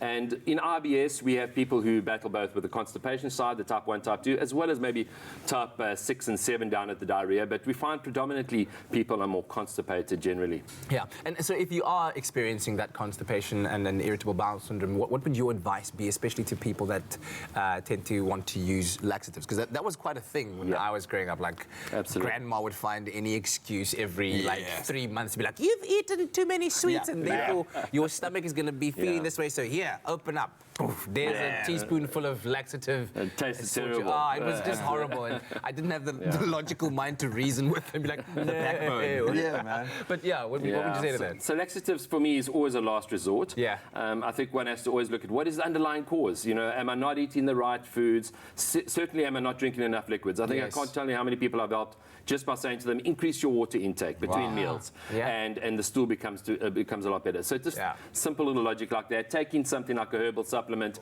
which is more gentle on the stomach, and just improves the gastric motility more naturally. I think people, where it really does come to bear, it's the knock-on effect. And it's one thing to say that you're not regular or feel like something's not right, but then when you get to the more extreme physical repercussions of this, what are some of the dangers of persistent constipation in particular? And remember, Graham, we spoke in that first week about the red flags, didn't we? About IBS and red flags. So you always want to be aware that if there are things like unexplained weight loss or blood in the stool, fevers and those kinds of things, please check it out with your doctor. Absolutely, 100%. But I think at the end of the day, your body's an amazing, intuitive miracle, isn't it? And it just kind of always wants to bring things back into balance. So if your body's showing you that you're constipated, you're having IBS symptoms, there's a reason for it. Address those the cause behind it, and the symptoms should probably dissipate. So number 1, drink more water. Number 2. Oh no! Really? Relief. Had to happen.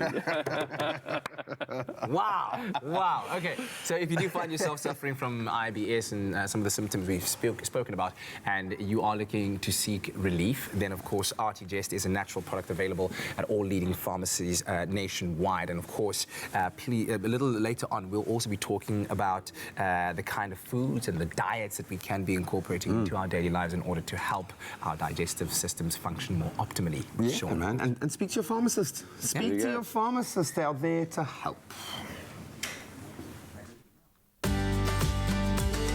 Control the symptoms and feel the relief with Artigest IBS. Brought to you by Relief Pharmaceuticals. Oh, the feel-good factor, it doesn't stop here on your Feel Good Breakfast Show Expresso on a Tuesday. Right here at SABC3, we've still got Nasty C in the house, going to be catching up with him. But right now, it's time to check out for us, time for us to check out what's happening in the news with Leanne. Are you sure to be so? Anyways, let's take a look at what's happening in the news this morning. The Gauteng High Court in Johannesburg has handed 3 of the so-called Krugersdorp killers multiple life sentences in the connection with a series of murders and related crimes. They murdered 11 people between 2012 and 2015 and said they did so because of biblical reasons. The signing of the Auto Amendment Bill into law will assist in curbing the high number of road fatalities. Transport Minister Fikile Mbalula said in 2018 alone, 12,921 people lost their lives in road accidents in South Africa. On the international front, the United States will provide just over $186 million in funding for the humanitarian response in the Central African Republic in the fiscal year 2018-2019. The UK government has said rules allowing EU nationals to live and work freely in the UK will end in the event of a no-deal Brexit on the 31st of October. Prime Minister Boris Johnson said immigration into the UK will be democratically controlled. And then finally, a popular Kenyan chef, Malia Mohammed, has set a new record for the longest time spent cooking after doing so for 75 hours non-stop at a local restaurant in the coastal city of Mombasa. If verified by the Guinness World Records, she will have beaten the official record set by US cook Ricky Lumpkin in 2018 by more than 6 hours. Chef Malia prepared 400 dishes, including local and international recipes, most of which she offered to shelters and orphanages. During her epic time in the kitchen, she only rested for 30 minutes every 12 hours. Ali Hassan Joho, Mombasa's governor, congratulated the 36-year-old and said that she has not only made Mombasa and Kenya proud, but also the entire African continent. Well, that was your 7:30 news update. Here's another look at what's happening in the world of sport with Graham.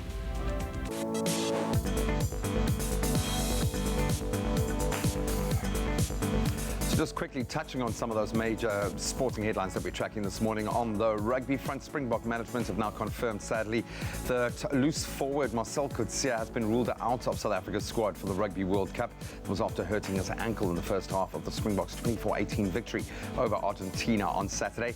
Then in hockey, some far better news. South Africa's national men's and women's hockey teams have both qualified for the 2020 Olympics. That was after winning the African Road to Tokyo tournaments that concluded in Stellenbosch over the weekend. And in our only football action from last night, Manchester United midfielder Paul Pogba had a second half penalty saved by Rui Patricio as his team was held to a 1-1 English Premier League draw by Wolves last night. We'll expand on those stories in a half hour.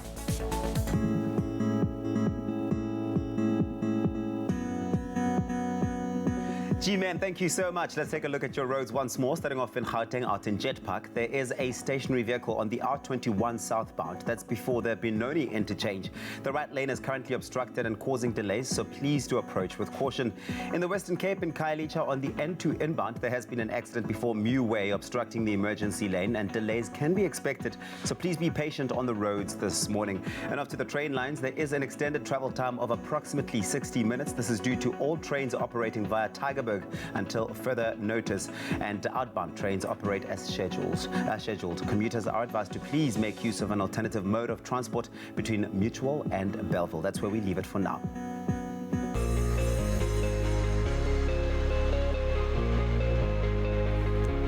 We've asked you to send in your sunrise pictures. Thank you so much to Sam Cross for sending his sunrise from Durban, where sunny conditions can be expected with a passing shower this evening, reaching a maximum of 21 degrees. Randall Vitboy sent us his sunrise picture from Sea Point out in Cape Town, where plenty of sunshine can be expected with clear skies and a light southeasterly breeze, reaching that maximum of 18 degrees. Absolutely stunning pictures, and you too can do the same. Expresso Morning Show SABC3 is where you send them to on Facebook. And now we take a look at those temperatures across the country. Starting off in Polokwane, a low of 6, reaching a high of 20.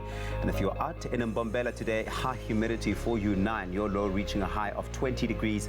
Pretoria, 7, reaching a peak of 25. Johannesburg, 6, and peaking at 23 degrees. The highest temperatures in the country today, that's Mahikeng, 9. Your low reaching a high of 27.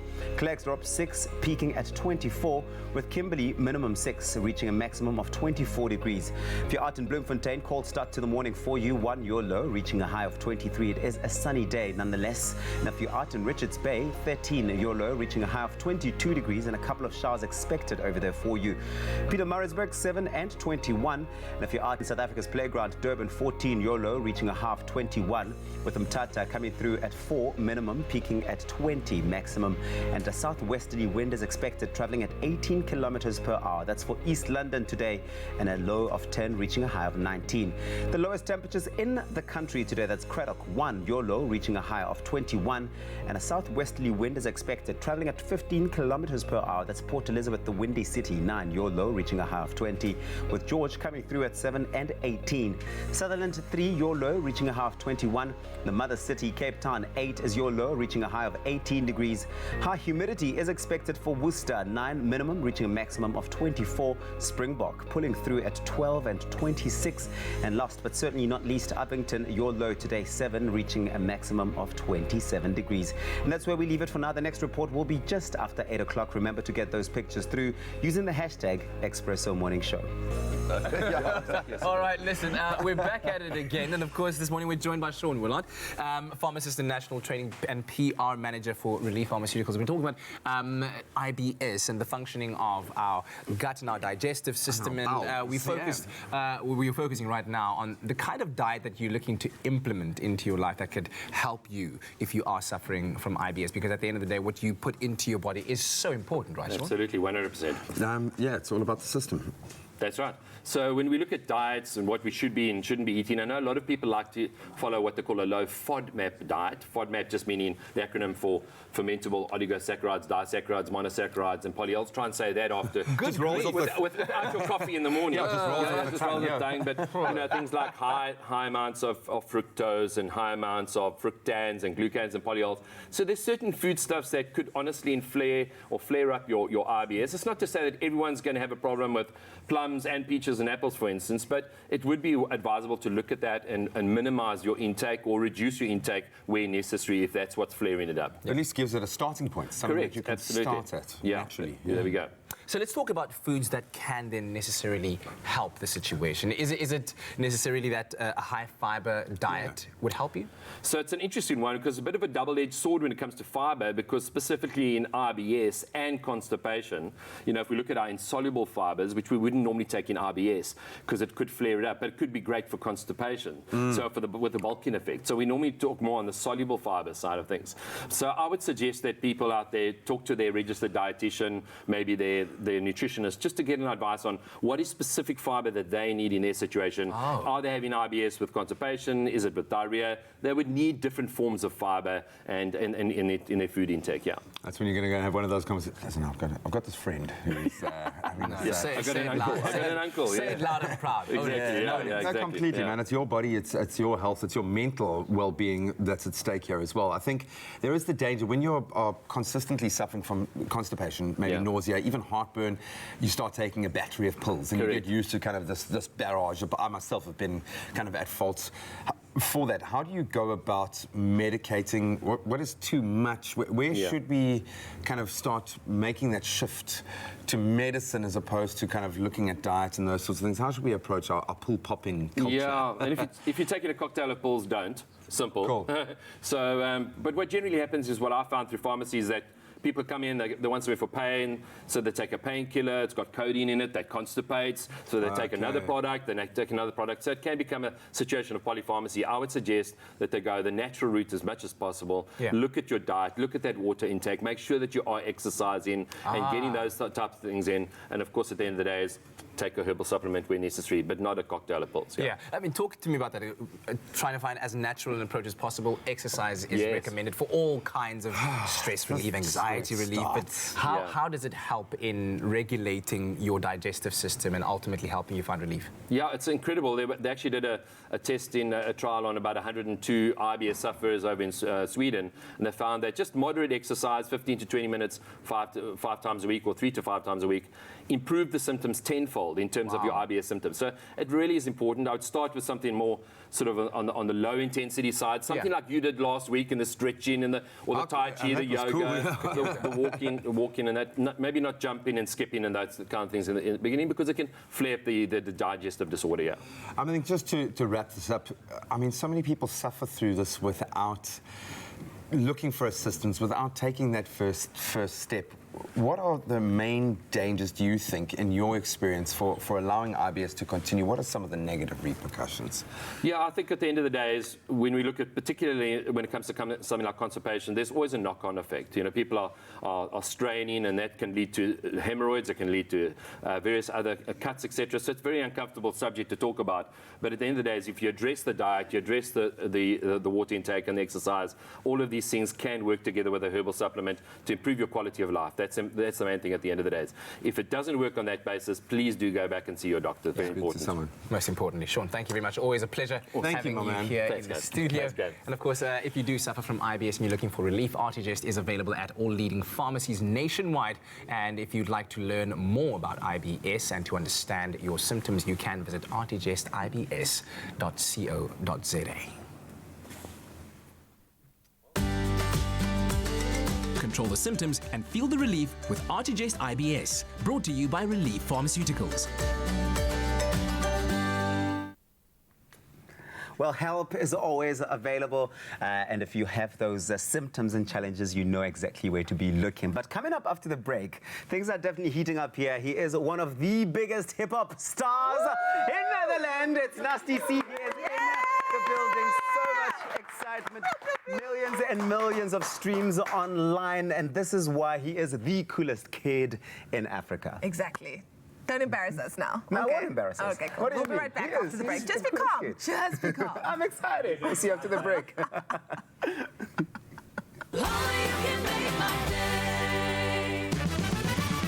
Coming up on the next brand ambassador. Does Durban have what it takes in order to stand out from the crowd?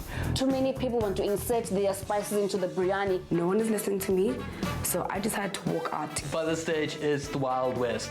What is going on? My heart literally sunk. That's not what we agreed upon. He doesn't belong here. Ooh, the clothes are coming out.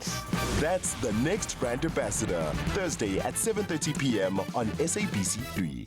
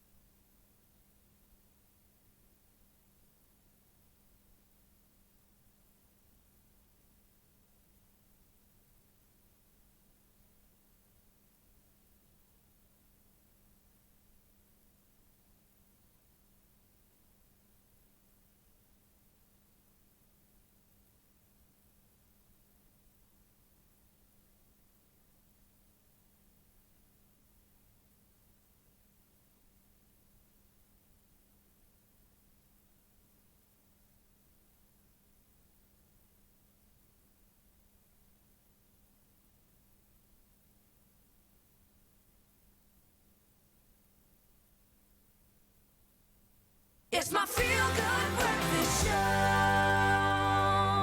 Welcome back. This is your feel-good breakfast show, Expresso, on SABC3. We're live, large, and in charge on this Tuesday morning. And what a Tuesday it is, man. Listen, it's been a little over a year since the release of his second studio album, Strings and Bling, divided into the bling, which represents the flashy, the self-assured, self-confident side that is contrasted against the inward-looking and sincere strings of his life. Nasty C has proven why he's, I don't even want to call him the coolest kid in Africa. He's is just purely a king, achieving immense success and raising the bar as a front runner on the African continent, let alone that, just across the world as a master lyricist, producer, artist, passionate creative, and he has graced our couch once again. Ladies and gentlemen, Nasty C's in the building!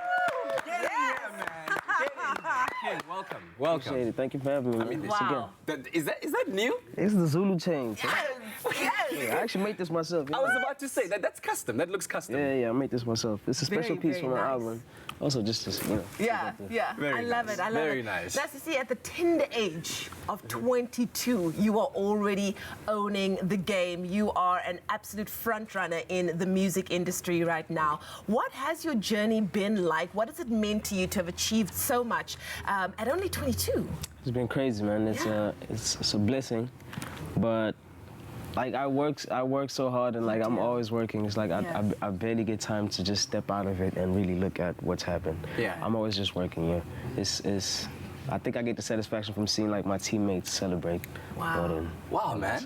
That's extraordinary. And Strings and Bling has done just amazing things for you, as if, you know, bad hair wasn't good enough, and then you bring out Strings and Bling. And I guess that's always the pressure when the follow-up needs to be as good, if not better, right? And plus, you know, sophomore curse is a real thing. Exactly.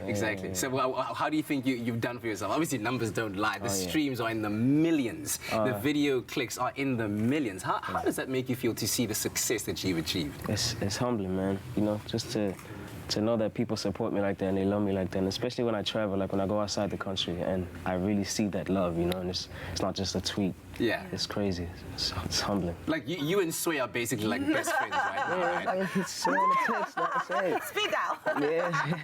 Oh my goodness. He's super cool. He's humble. super cool. Well, you're super cool as well, and I'm sure he gets to brag that he's got you on speed dial too, which is really, really wonderful. You are no stranger to breaking boundaries. This is the third year of your highly anticipated celebrated Ivyson tour, is that right? Which is in celebration and in honor of your late mom. Yeah. Who can we expect to see join you on this incredible tour? I kept that a surprise. Oh, you're gonna keep it a surprise? Yeah, it's not even in the flyers, no way. Are you serious? I'm keeping that a surprise. Yeah, we're doing something special this year, you know. Yeah. Like we're really performing together. We put on a show for everyone, as opposed to just like, okay, you get your 15 minutes, yours, blah, blah, blah, and then me at the end. We're doing something very special this time. I love that you're honoring your mom in such an amazing way as well. Of course, we are in Women's Month right now, and I think it's really, really. Why is it so important for you to just, you know, continue to just keep that memory alive? I've always been like an introvert type of person that not only doesn't like to speak about like the stuff that I'm going through, I just didn't know how to. And I always felt like I didn't have anyone to speak to like that. I just wasn't raised in that type of setting, you know, like we're not raised like that. I'm sure you know. Yeah. Unless you come from like a. I get you. No, I get you. Okay. I'm with that. Yeah. So it always felt like it was way easier for me to just stay in my little box, do whatever I like doing, and when I need that type of support, I just pray. But now I'm praying not only to God but also to like my mother. You know? And all I had was like a passport picture. And that's it. No memories, no nothing. So to me, she's an angel. She's a saint, you know. And she's always around and watching over me and stuff. And smiling down and so proud of her baby boy. Huh? What do you think she'd say if she were able to? Damn, funny story, man. I got to speak to her via Isangon. Wow. Do tell. Yeah, crazy, right? Can you talk about that? Yeah, it wasn't too crazy. She said she was proud of me, and she just kind of like reminded me to stay intact with my roots. Yeah. You know, my culture. Speak to her in the way that I'm supposed to, not only just prayers and songs, but also like go to where we later, you know, and stuff. It was really dope, man. It was so satisfying. It just filled the void I didn't even know I had. Like, it's a beautiful moment. It kind of just puts everything together. It's lovely. Dude, watching your journey for me, I mean, as like I'm a huge fan, like big time. But I find myself like intimidated sometimes when I'm trying to like learn a Nasty C song, and then I realize that I can only go to. So Junior, do you like it when I cry? And I'm like, I can't do it anymore. And he's been singing that song the entire morning. What I want to know is has the reason why you keep producing and making the music that you do changed? Has it evolved over the years, or does it still hark back to like the same reason when you started? I think it has evolved a little bit. Yeah. Because now that I get to travel so much and I get to meet with so many different people, and also just like as a grown-up now, I feel like I just have like a different perspective of life, period. And obviously as an artist, I keep getting better and better. So I feel like there's more I could bring to, you know, like production-wise, lyrics-wise. Vocally, I'm training myself also, you know. Oh, yeah? Oh, yeah, you're getting you know what I mean? I'm getting it. So I definitely have more to bring, you know, to the table, period, like at all sides, like art, like visual art and audio. But I feel like I still kind of just do it purely because it's what I love doing, and it's the only way I know how to like let off. Yeah. Dude, what a privilege, what an honor to have Nasty C in the studio. We're gonna have him a little while longer, so we do appreciate the fact that you've come out to have a chat to us about what you're doing and how you keep inspiring a nation and a culture out there. You're shaping a culture, man. Give it up, ladies and gentlemen. Africa Borokabo Para, Nasty C. Oh, man, we're in for so much feel-good, so much inspiration here on your Feel Good Breakfast Show. You listen to his story and you just absorb all of that feel-good and that inspiration, right? It's so well. Especially for, like, I don't want to be patronizing, but since it is my birthday and I can talk like an old man as much as I like. Like, for a young person to actually be so thoughtful about it. Nothing's generic, nothing's just like, oh, my album's awesome, full stop. That's when you can tell someone's fully present in their own life. Now, we're shifting the music, the focus over rather from music to movies now. The birthday boy is here. And this next movie, 47 Meters Down Uncaged, a bunch of girls, they go out diving and they get to realize things are about to go down. Take a look at this.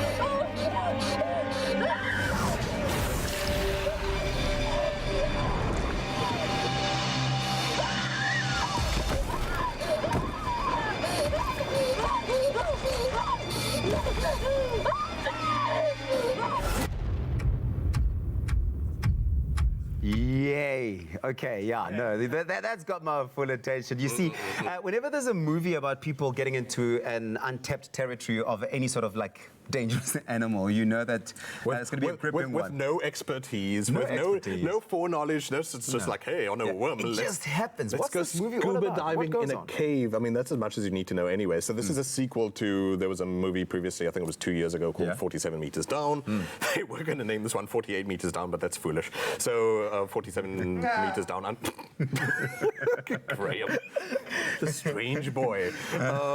So this is the sequel, but doesn't, carry the story along with it. Yeah. It's strange, because you have these sort of single-serving horror or survival movies type things, and they don't really need sequels necessarily. Yeah. Well, do they survive? Or is that, I suppose you don't want to tell that, right? Because then you'd be giving it away. But at least what's interesting here is, as well as if you have a fear of sharks, if you've got claustrophobia, cave diving would not be for you. So the movie is set in confined spaces, and having to make these decisions where we're running out of oxygen, but we also need to dive to get to the next point and that kind of thing. I think, it's going to tickle some nerves for a lot of people. I'm quite fascinated just looking at the cast of characters. You've got Corinne Fox and you've got Sistine Stallone. That's Jamie Foxx's daughter and Sylvester Stallone's daughter. Yes, you've got now... Are they good? Any good?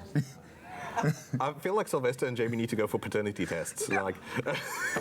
JP Sebastian, not even on your birthday. That's mean. No, you don't need to be like Daniel Day-Lewis to act in something like this. Really? No one needs to be Oscar-winning to act in something like this. And suppose you have to still act scared. So I don't know how convincing that is even. But look, it's a cliche kind of horror where it's lambs to the slaughter, it's teens in bikinis who are being fed to sharks. What more do you need to know? Other problems that I've got now is that, like this, set design, if you remember every school play that you acted in, if they just had the budget to like flood the hall, the set would look as like good as it's supposed to be this aged like Aztec temple that they're in, but anyway the props are all kind of bad. The shark looks like a wet sock puppet. So it's not convincing very much. No, I mean the other day I watched Deep Blue Sea again, the one with Samuel L. Jackson, and it really doesn't look like sort of technology as advanced. So speaking of, by the way, now I'm sidetracking myself. So all these things you've just mentioned, you've left me with very little confidence. How many popcorns are we going to be given this film? Man. So this this for me is, it's a sequel to that no one asked for. It's to a movie that we've seen a million times before, so 3 out of 10 is the best I can do. I'm keeping popcorns to myself for my birthday. 3 out of 10! Boo! Yes, that's right. Boo the movie. Thank you. But Okay, look, tell you what, Crawl is still out at the moment, so if you want a croc monster movie, that's at least a 7 out of 10. Crawl is actually pretty good if you did want an animal monster movie to see. Well, that's JP Sebastian, the birthday boy, here on your Feel Good Breakfast Show, giving you the lowdown on all the movies we need to be checking out. We're going to take a quick break while you go maybe search this trailer yourself, rewatch it, and then maybe score it yourself. We'll see you after the break. Yeah, why not?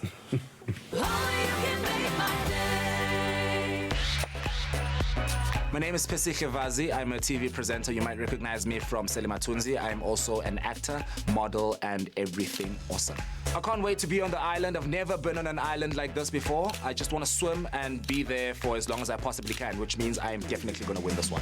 Mango peach is my favorite flavor simply because it takes me back to when I was a child and I used to get it on occasion, but now I can have it all the time. To join me on the island to find fame and fortune, all you have to do is go buy yourself a bottle of Tropica and follow all the entry details. Take a video of yourself explaining why you would be my ideal partner. All you have to do is hashtag TIOT9 and upload that on all of your social media platforms. When you send your audition clip, remember to always remain confident and know exactly what you want to say. And me and you could be on the island together competing to win R1 million. Join me on the island and come find your smooth fame and fortune on Tropical Island of Treasure, Carousel.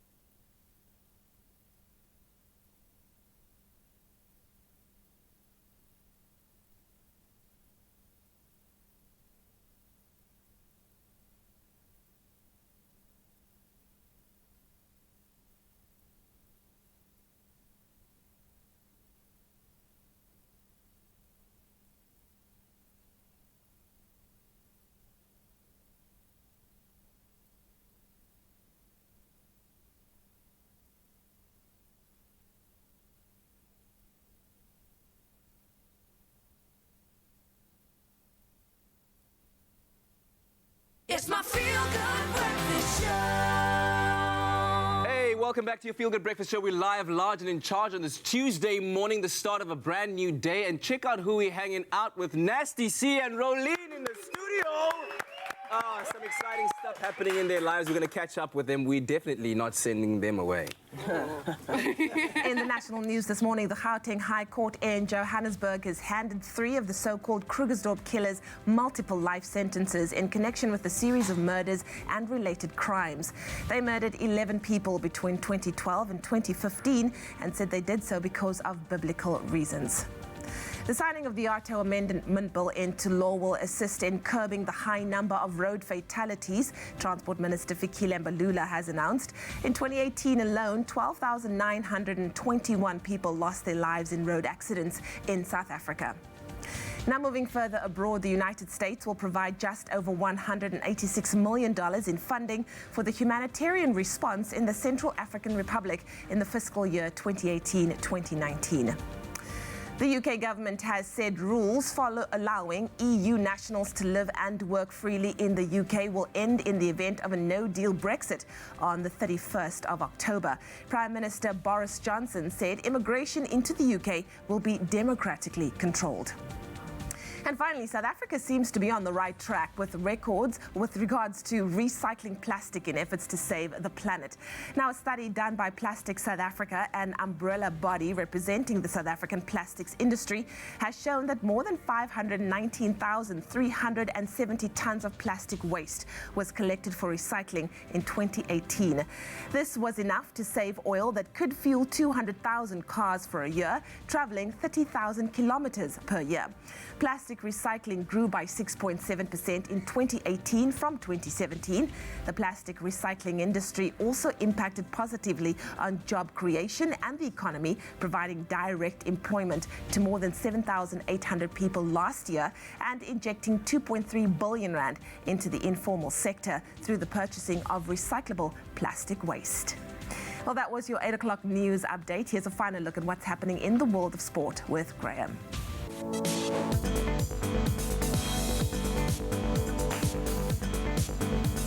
Thanks so much, Lee. Let's wrap up those major headlines. First, the bad news. Get it out of the way. Springbok management have confirmed that loose forward Marcel Coetzee has now been ruled out of South Africa's squad for the Rugby World Cup after hurting his ankle in the first half of the Springboks' 24-18 victory over Argentina on Saturday. Of course, he joins Aphiwe Jaithi now, is going to be ruled out as well for the entire World Cup. Then on to hockey. South Africa's national men's and women's hockey teams have both qualified for the 2020 Olympics. That was after winning the African Road to Tokyo tournament concluded in Stellenbosch over the weekend. Congratulations. Then on the football front, only one game in action last night. Man United midfielder Paul Pogba had a second-half penalty saved by Rui Patricio as his team was held to a 1-1 English Premier League draw at Wolves last night. And that's a wrap of your sport for this Monday morning.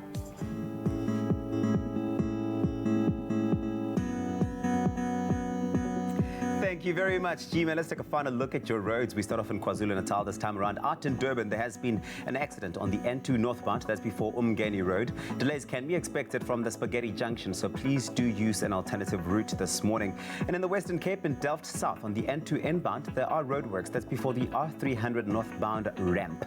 One lane is currently obstructed and delays can be expected, so please keep a lookout for this. And off to the train lines. There's an extended travel time of approximately 60 minutes. This is due to all trains are operating via Tygerberg until further notice. Outbound train operate as scheduled, and commuters are advised to please make use of an alternative mode of transport between Mutual and Bellville. That's where we leave it for the morning.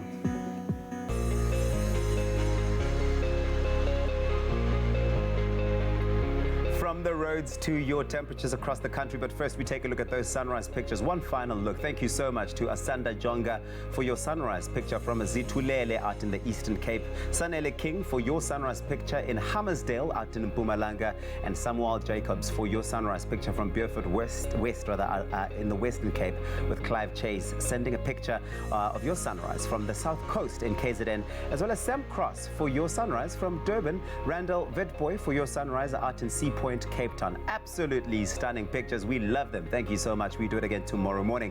And now we take a look at those temperatures across the country, starting off in Polokwane with a low of 6, reaching a high of 20 degrees. And then out in Mbombela, high humidity for you, 9 is your low, reaching a high of 20, with Pretoria coming through with a low of 7, reaching a high of 25 degrees. Johannesburg, 6, your minimum, and your maximum, 23 degrees today, with the highest temperatures in the country. Mahikeng, 9, your low, reaching a high of 27 degrees. Klerksdorp, 7, reaching a max of 24 degrees, with Kimberley coming through with 6 and 24, a nice and sunny day out there for you. Bloemfontein has the coldest start to the morning today. 1 is your low, reaching a high of 23, with a couple of showers expected for Richards Bay. 13, your low, reaching a high of 22. If you're out in Pietermaritzburg, your low today is 7. You will peak at 21 degrees, with Durban coming through at 14 and peaking at 21 degrees. Mthatha, 4, reaching a high of 20, and a southwesterly wind of 18 kilometers per hour expected for East London. A low of 10, reaching a high of 19. And the lowest temperatures in the country today, that's Craddock. 1 is your low. You will peak at a high of 21 degrees. Port Elizabeth, a southwesterly wind traveling at 15 kilometers is expected for you. Your low 9, reaching a maximum of 20 degrees, with George coming through at 7 and 18. Sutherland, 3 is your low, reaching a high of 21. Cape Town, you will start off at 8 and you reach that high of 18 degrees. Worcester, high humidity for you, 9 and 24, with Springbok at 12 minimum and a maximum of 26 degrees. And lastly, Uppington, your low is 7, reaching a high of 27 degrees. That's where we leave it for this morning. Whichever part of the country you find yourself, make it a feel-good type of day. Well, I can tell you what, this morning we are in the company of greatness. We've had our introductions. Let's just get right back into it. Nice to see you, Rolina, in the studio. Yes! Doing Great things. The Iverson tour is starting off on the 20th of September, going up until the 21st of December. You're wrapping up in Zim. But the greater thing that's happening right now is that since your collaboration, there's now a new partnership in the works, because you are now not just an artist, so you are now a record label owner. That's big. Yeah. Talk to me. That's huge. Don't underplay. Talk to us about Torax Records and where this all started. Torax Records, it's always been like, I've always had this passion to have a camp where me and my squad kind of like build a platform for ourselves, but also like use it to uplift others. Like, we all come from neighborhoods where dreaming like this far even, that's ridiculous, right? Yeah. So now we're taking that back to them, and we're actually pulling them out like that, you know? So it's always been something that we wanted to do. Ever since I met Rolene, I was already on that type of, that way of thinking. Yeah, you know, and she became part of my team back then even, but we were just like working it out, trying to make it official. Obviously, I had a lot to learn still at the time. Yeah. But now I met with the right people, did the right research, and we finally put it together. And we're here today. SMA has been rocking the radio waves for like months and months. It's a hot track. It's amazing. And over a year now, is it? Like, it's over a year. Yeah, it's still going crazy. And of course, the very first person that you've decided to, in your journey of uplifting a generation, is our very own Cape Town homegrown Rolene in the house. That is amazing. This partnership it's fire. It works. It absolutely works. And of course, you're busy laying down tracks for your first album. Huh? What has that experience been like? It's been amazing. It's been an emotional roller coaster, but like a really good one. A fun one that I don't kind of want to get off. The process has been, I've learned a lot about myself, about other people, about the industry, and just finding myself musically. That was the most important thing. So, yeah, the album, I'm super excited. The first single's dropping the 6th of September, called Curtain Call. Yeah, I'm super excited. Like, I'm super excited. Take us into a little bit of that process in the studio and what we can expect, because obviously after having heard you on SMA and the way you broke it down there, it's just... It's a whole lot of that. A whole lot of that. A whole lot of singing and vaulting and emotions. Yeah, it's like it's going to have you fighting your nails. He's saying it's crazy. I feel like you are holding out on us. Dish a little bit. Give us some of that. What have you worked on? Who have you worked with, if you are at liberty to share this information? Well, I've worked with a couple of writers, only because I wanted to branch out on that. I wanted to get better, obviously. I worked with Lasty. He produced like 40% of the album. Oh yeah? Yeah, and then an artist from Canada, Nonzo Amadi. He's the only feature I have on there. Yeah. I kind of didn't want to have any features, but just like music, that song doesn't want to leave me alone. Oh, I hear you. I hear you. So I have that one feature. And also, Curtain Call has 2 different edits, only because we couldn't decide. Because it is such a They're dope. both fire. They're both fire. So it's like we got to produce 2 different versions, only because we fell in love with the song the second we heard it.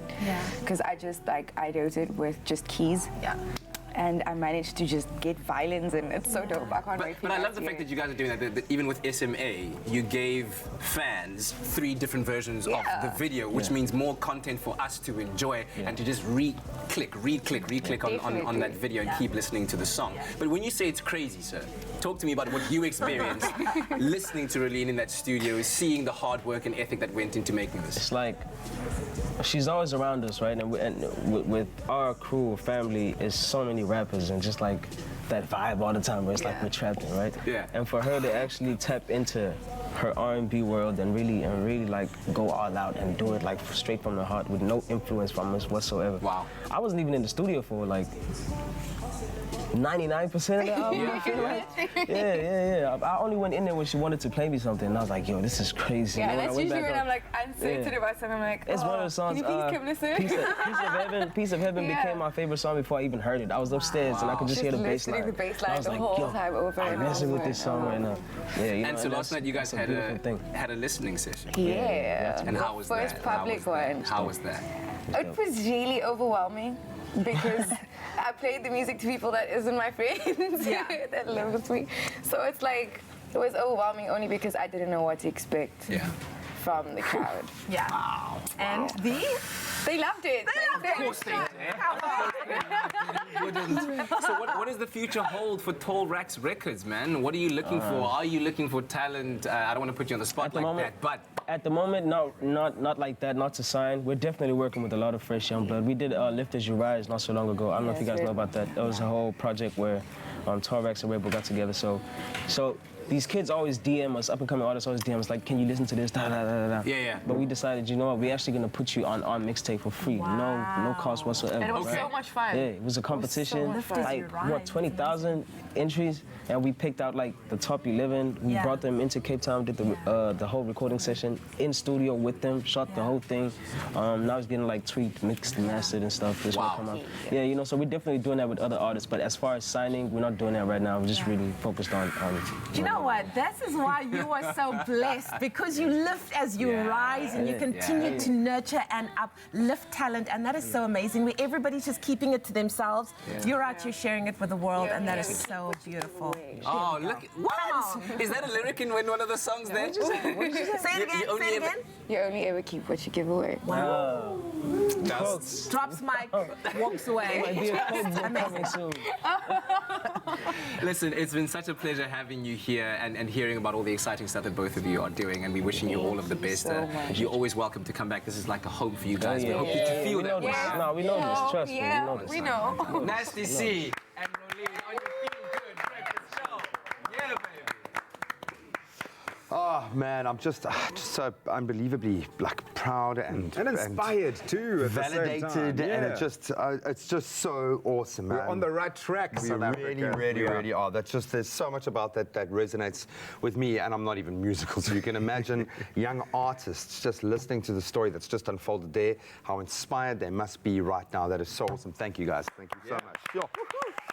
Awesome, man. Well, let's continue on that trend now. The age of modern storytelling has made many things possible. We've been enjoying seeing worlds that used to exist in isolation come together to provide an epic narrative around humanity, heart, and strength. Something exciting that involves these elements is coming to our shores, and trust us, it is going to be elevated to stratospheric new heights. It's also exciting. Now, tomorrow morning, we're going to be exclusively announcing what it is live right here on your Feel Good Breakfast. So be sure to tune in to be among the first to find out. But we are just so pumped to share the news that we've decided to create a special emoji charades game so that you have a chance to guess what the big announcement could be. All right, so focus, take a look. These are the emojis, these are your clues. Can you tell us which popular movie franchise, which universe is depicted in these emojis? You better get it. Should we get through the emojis and try and sort of unpack what they are, just in case anyone's confused? Don't give away too much. Okay, but there's a web, a spider web. There's a hammer. Big hammer. There's a what's that thing that I did there in Mauritius? There we go. There's an ant over there. There's a shield. There is a big shield, okay, and there is a raccoon. Whoa, right. Okay, so get cracking with your guesses on our Facebook page and keep it locked to your Feel Good Breakfast Show tomorrow to find out the answer and hear all about our exclusive announcement. It's a huge one. We're also pumped about it. So be here tomorrow. We'll see you now.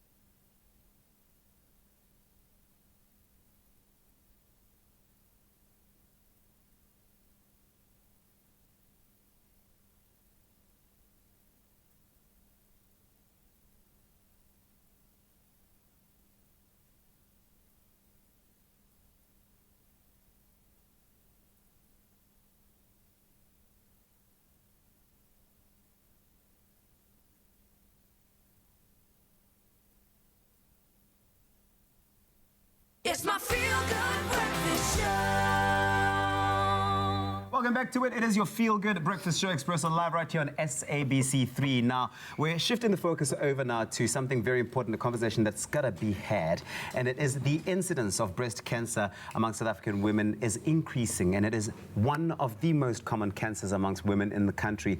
And early detection of the condition can lead to effective treatment and a positive prognosis. Now, here to help us unpack the topic of breast cancer, please welcome our trusted multimedia health specialist, Dr. Darren Green. And later we will be joined by cancer fighter Jade, who's going to be sitting here with us as well. Dr. Darren Green, so good to have you. Morning. Dr. Darren in the house. I love that this is an all-inclusive conversation because I think it's not something that just affects women. It's something that affects men as well. It's something that affects the family unit in general. Cancer affects everyone. So let's first talk about the signs. What should we be looking for when it comes to the signs and symptoms of breast cancer? Yes, so depending on which subtype of cancer you have, the clinical signs that you perceive and pick up might only be later on in the disease if you're not screening. So screening is the thing that saves lives. So having a painless mass is the most common presentation. So a painless lump or bump in the breast tissue itself, which you can only pick up by regular screening, and we'll get into that as one of the symptoms. Secondly, that could progress to having a painful mass. You could then have color changes on the breast tissue itself. You could have the contour of the breast changing. You know, the round contour can be altered with a protrusion. You could have dimpling, where if something is retracting, it actually sucks in, you know, the outer surface. And then, of course, you look at the outer appearance of the skin, the nipple, etc., the areola as well. So many people don't look in the mirror to even look at asymmetry of color, the contour of the nipple and the areola, and those skin changes. Yeah, it's those slight changes sometimes. But does a history of breast cancer in the family put someone at a higher risk? Absolutely. So we hear that the terminology being thrown around, the BRCA gene.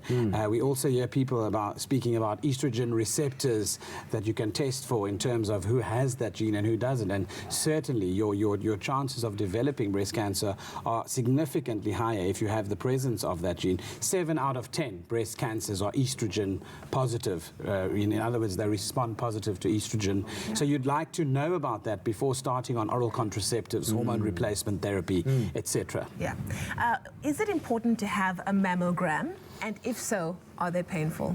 Yes, so I haven't had one, but I can tell you I've seen many and helped people with them.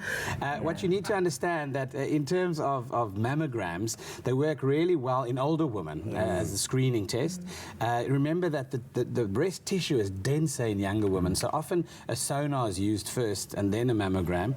But the disadvantages of sonar are obviously that it can overinterpret things, and you have a lot of false positives, for example, which leads to then false or unnecessary biopsies. So the mammogram is a brilliant test. The future involves what's called the 3D mammogram or digital mammography. That's where we're going now, where you can pick up even smaller masses. It is a bit cold, uncomfortable, as the breast tissue obviously is placed between two plates, and that is obviously then becomes very uncomfortable. Yeah, but the value of that screening, it's not something you have to do every month or every week. It's something you do once a year after the age of 45, or unless there's actually a mass that you've picked up with your monthly self-examination. Wow. Okay, Dr. Darren Green. Well, it is still Women's Month here in South Africa all throughout August. This conversation is an important one that must be had. And what we're doing in just a bit, part 2 of our conversation with Dr. Darren Green, is looking at treatment options and looking at how to detect and how to prevent breast cancer. So stay with us. Thank you so much. We're going to continue on that very inspirational trend because we are talking about the fight against cancer, the incredible survival stories, yes, but the battle that rages on currently as we speak. One of the most expensive, I think, exercises a family can go through when one family member or someone close to them is going through cancer. It requires a huge amount of resources, time, energy, care. A massive network is brought into play, and that's often the funding isn't necessarily available for so many many South African families that have to deal with that, which makes the work that Rocking for Cancer are doing truly vital. Every year they put on an incredible show to be able to raise funds for organizations, in this case CHOC, that desperately do need it. And we've got some of those representatives here today, part of that network that comes together, or should I say a family that ultimately comes together for the families that need it. I'm going to start with Casey, Carmelita, Taryn, Khadija, and Yassine. Yassine. Guys, we love you for what you're doing every day, for being a part of this movement, something that we are gladly wanting to get behind. And making us a part of that journey as well by allowing us to share it with the rest of the country over there. But for those that don't know the background story and understand, let's talk about what Rocking for Cancer is, essentially. Rocking for Cancer basically is we are in our 7th year at the moment. So we are a registered NPO. We basically we work hard every year to raise money for a chosen beneficiary. This year obviously we're using CHOC for the second time. It's a live music night. Artists come together, they do it for free. We don't pay them because they're doing it for the love of charity. And it's just like an amazing event. It's music and dancing, and it's cheap. It's cheap, guys. It's so, like, where are you going to see so many amazing artists, South African local artists, for under 100 rand? Yeah. It's amazing. And all in support of an absolutely worthy cause. The beneficiary. All funds go straight to the beneficiary. We don't take anything. Wow. So it's straight to them. We don't take a cent at all. So everything on the night is theirs. This might be a very obvious question. We've obviously spent time working with CHOC as well, so we know what is required to mount a campaign, if you will, against cancer. And for so many families, they just don't have those resources, and it puts massive strain on them. So it might be a really obvious question to ask, why? Why do this in this way? Why work so hard for the funds? Because it's got to be a personal thing as much as it's a conscious thing. Yeah, it is a personal thing. As we sit here, we have family members that have gone through that. And if you're in a position to help other people, why not? You understand? You should, yeah. If you can't, like when people can't stand for themselves and you're strong enough, then you stand for them. Yeah. 100%. I love that. Khadija, I mean, as a CHOC representative, you must be incredibly proud to have these ladies sitting here and for the second time now dedicating Rocking for Cancer to the CHOC Childhood Cancer Foundation. What does this mean to you as an organization and to you personally? Absolutely. This is absolutely amazing. We really value and appreciate Rocking for Cancer for doing this for CHOC. So they will basically just assist us financially so that CHOC can continue to provide the services and the programs that we support children battling cancer and that are diagnosed with rare blood disorders. Yeah, their families as well.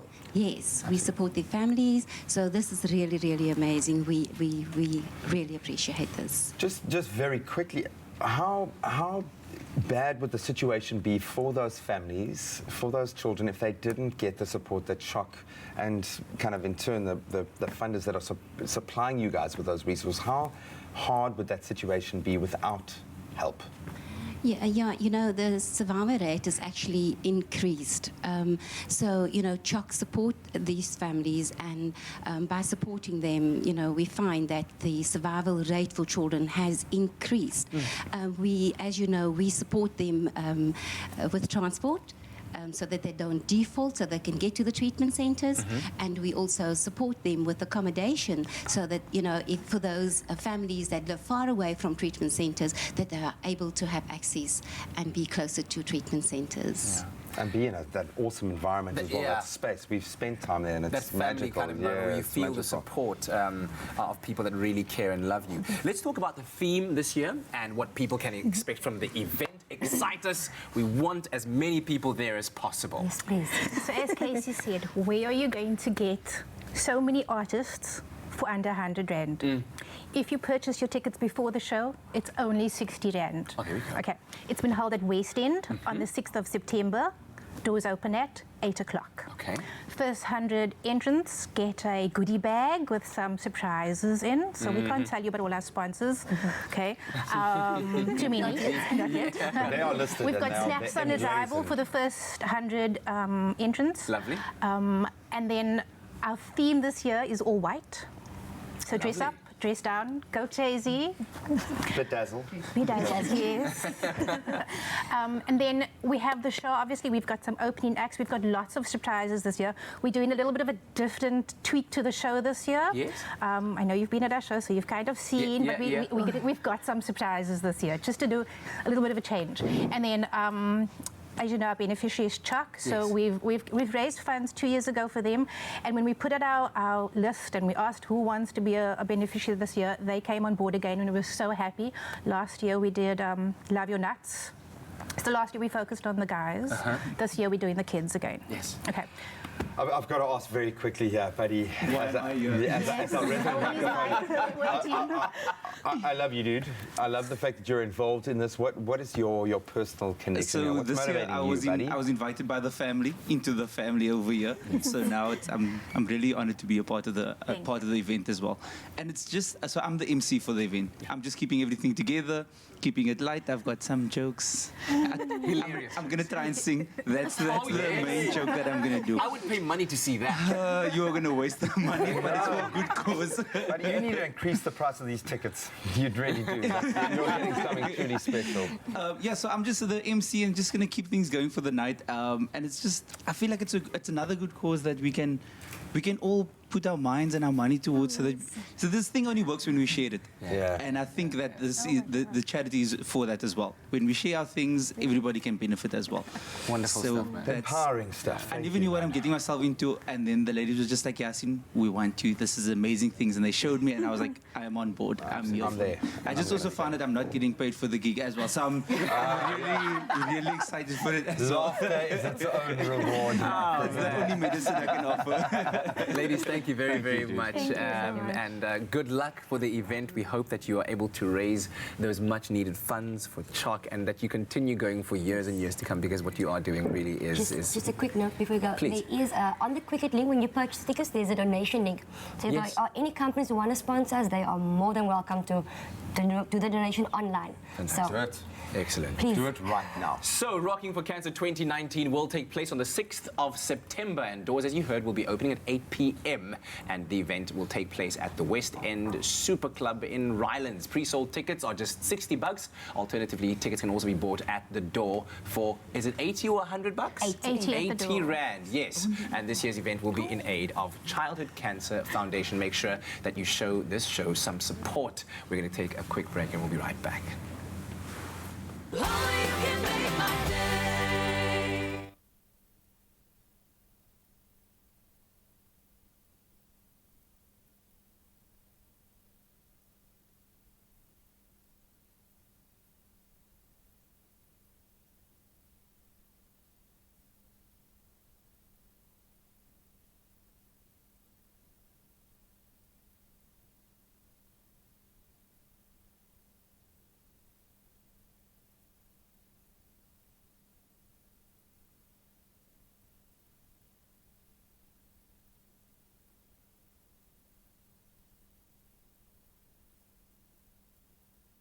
It's my feel-good breakfast show.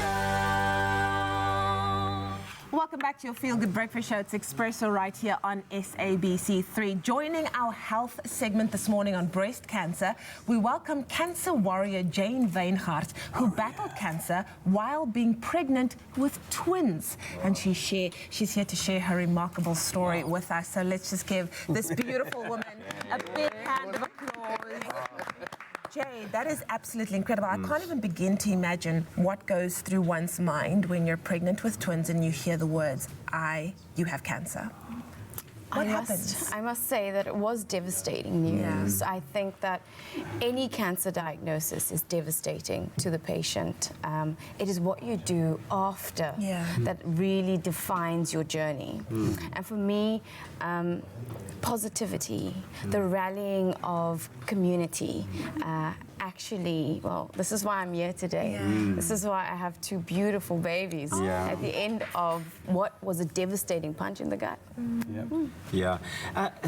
Then this, brings me to the question, what can we do to reduce the risk of breast cancer? Can physical activity reduce the risk? What about a healthy diet? What can people do to make sure they sort of reduce the risk and they don't find themselves in a space like that? Absolutely. So, in a nutshell, lifestyle factors that you can modify play a massive role in reducing risk. Yeah. So, the big proven things to have a contribution to your risk are obesity, sedentary lifestyle, alcohol specifically is also increases your risk of breast cancer, and then genetics and knowing your family history, that you can get early screening done and even know whether your family carries the gene, will help your decisions around the use of contraceptives as well as hormone replacement therapy. Age and smoking are the two other big ones. So over the age of 50 there's a higher incidence, and smoking plays also a massive role. Jade, what were some of the treatments that you had to undergo in your journey? So I went through the full spectrum, surgery, hormone therapy, chemotherapy, and radiation therapy. So, yes. All while being pregnant? Only a few while being pregnant. So I had hormone therapy prior to surgery, and that is to contain the growth or the spread. Went through surgery. And then I was supposed to get radiation, but then I found out I was pregnant, so my treatment plan changed.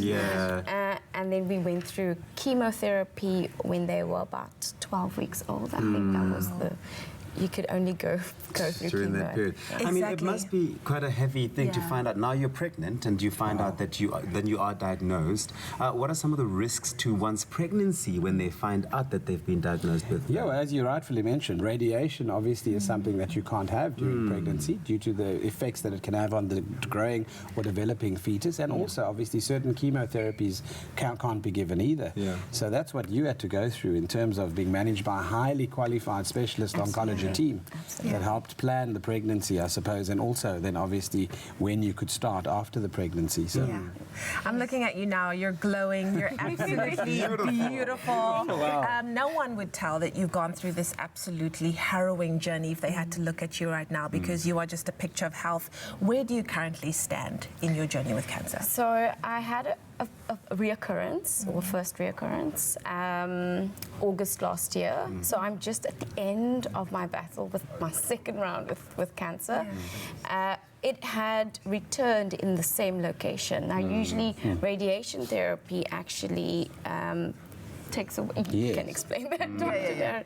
But it has come back, and now I've just finished radiation, and I'm back on hormone therapy. So smooth sailing. We're going to find out in 4 months if everything is good. And of course, those babakis don't give you time to even think about it, because they want mommy's attention. And you've got two of them. Yes, I've got twins, and this was with the cancer diagnosis. But I do have a 5-year-old and a 4-year-old as well. So it's a full house. There's more.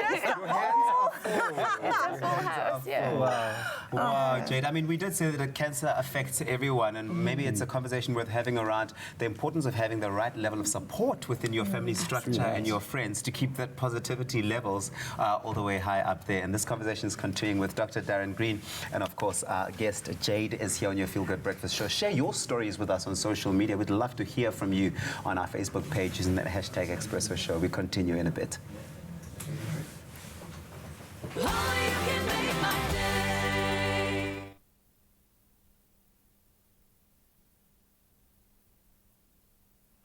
Thank you so much to our team, our panel, for an incredible discussion there. And of course, we are talking about Rocky for Cancer, an incredible opportunity for all of us to have an awesome night out, I think, apart from anything else.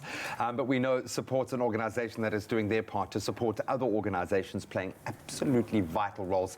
In this case, CHOC for childhood cancer, which I think hits home for a lot of us, especially parents and parents-to-be in that case. Fakhira, welcome. You've got the mic in your hand. You're going to be leading the crew here. Razan, of course, you are on the keys, I think. And we've got Novocaine, the band. Gentlemen, thank you so much. The first time that we've hosted you guys on the show, Yeah, first time, which is really cool. So talk us through Novaken, the band. What are you guys all about? What's the vibe here, dude? Okay, so we've actually been involved with the Rocking for Cancer event now for the past 3 years. Oh, well done. I think it's the first year that we're one of the headline acts.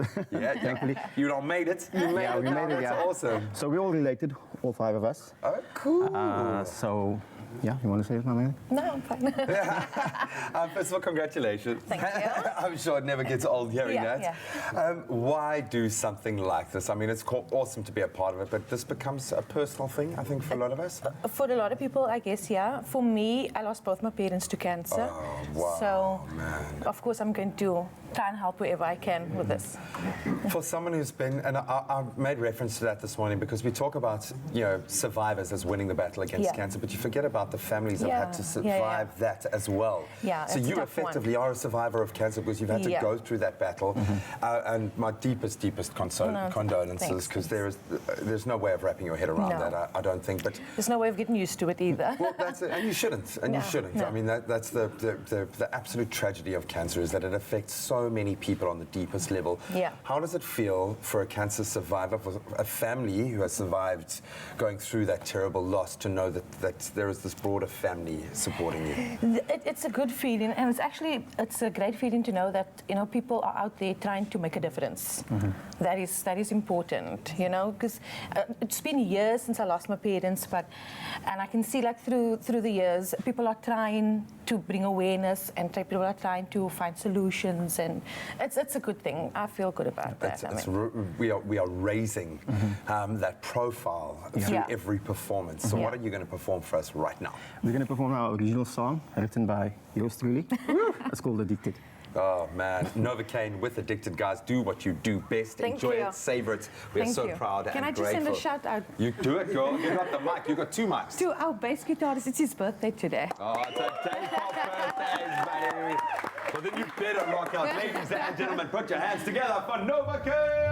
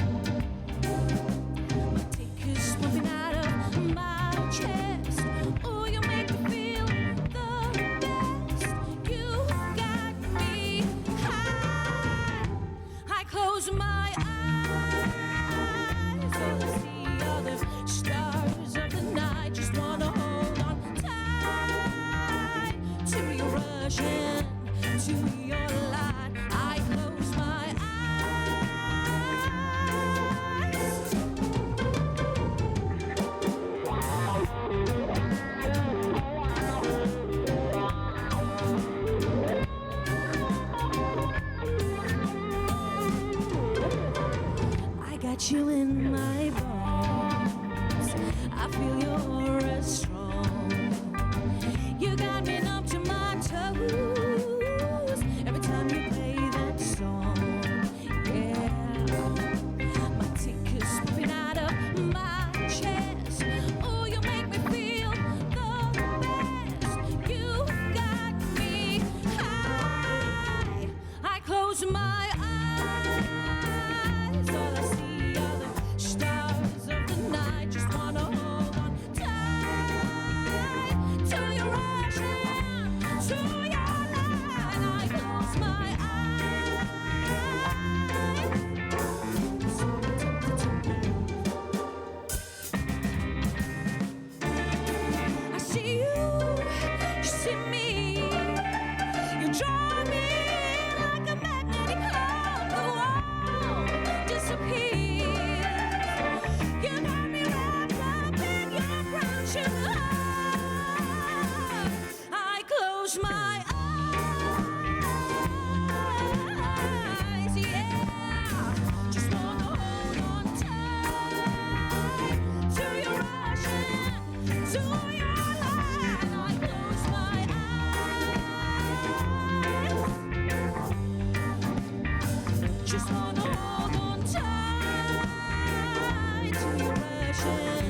to your life.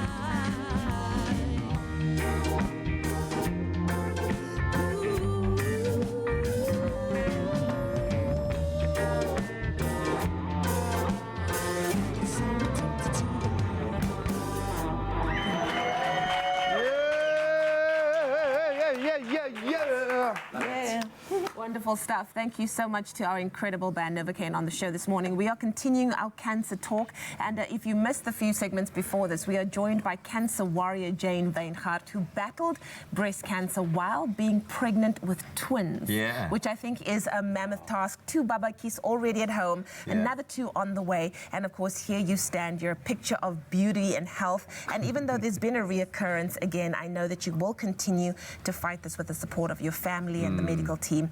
But for any person that's watching right now who is going through the same journey and who is maybe feeling so lost, because I cannot imagine what it must feel like to hear those words, "You've got cancer." What would your words of advice be? Maybe 3 tips on how to proceed from here on out. I can tell you what worked for me. Faith was a great deal. It was actually what anchored me through the process. And then reaching out to my family. I think sometimes we don't reach out enough as women, and it's important to reach out within your network of friends and family. And then also there are tons of support for persons with breast cancer. If you just ask your oncologist, they will refer you. There's so much support, and lean on that. It works. It really does. You know, one thing that Jade's kept mentioning, Dr. Darren Green, this entire time we've had this conversation, is that if I hadn't gone and if I hadn't detected and gone for a check, I wouldn't be here today. And I think this speaks to a lot of women out there who might see one thing and just brush it off, or think, oh no, I'm too scared to go. From a medical perspective, what do you think they need to be doing? Screening saves lives, and Jade's journey just is testament to the fact self-examination is what saved her life. And that's what we need to promote. Remember, men are not immune to breast cancer as well. 1 in 8 women in South Africa are susceptible to breast cancer, and in the Western Cape, even up to 1 in 2 at the moment. You mean men? No, women. Okay. So the incidence has increased over the last year, and we need to be aware of that. So screening is essential. Know how to examine yourself. Know that it needs to happen at least once a month. Same as with testicular cancer in males. And often, obviously, you need to know how to do that. So if you aren't afraid, there's so many videos online. Even just ask your clinic, your local clinic, and it's a free test. You lay on your back, the breast tissue spreads over the chest wall, divide the breast up into quadrants, obviously top left, top right, bottom left, bottom right, and then examine each quadrant one at a time, looking for the early signs of a lump or bump that isn't normally there. Just for anybody who missed our earlier chat, what are some of the ways that we can reduce the risk of getting breast cancer? Great summary. So I think the first thing is sedentary lifestyle, get moving. Sitting leads to an array of health problems. The second one, smoking, is really not on it. It increases your risk almost twofold. Then we move on to alcohol, which we never knew. Even consuming as little as 2 units a day has an impact on your risk for breast cancer. Along with that, obviously, understanding your age and your genetics about your family. So those are things you could work on actively. Very, very impactful. But you know what I've liked about this entire session is I've heard Leanne say a cancer warrior, because it's a fight, and you're fighting it and just getting out there at the top. Now, we've asked you on social media if you know any cancer survivors or warriors with incredible stories. We would love to hear those stories, and we have received some of them. Here we go. Oh, I know her, Anastasia. All right, so this Palesa says, morning, my niece, Maleboheng, was diagnosed with osteosarcoma cancer in 2011 and was amputated 1 leg. She is a survivor, and now she's 20 years old, and she is a mother as well. She's a beautiful survivor there. Do we have another one? Teresa says, good morning, Expresso family. It will be 11 years tomorrow. I had breast removed, and I praise God every day for his goodness and his love for me. Amazing. Amen. I love that. Thank you so much. for those beautiful, beautiful stories. Jade, you're amazing. Can I give you a hug? Mwah. Such a beautiful, beautiful, shining just example of life and this your passion to just continue every single day. And I know it's been difficult. Yes. But you're absolutely incredible. Of course, Dr. Darren Green, thank you so much for being with us as well. And help and information is available. It is out there. Go on to cancer.org.za. They've got all sorts of resources out there, but they've got people on standby to help you to answer any of your questions, because we can all fight it together. We're going to take a break. Only the highest grade Arabica beans. McAfee, great coffee, simple. See you after the break.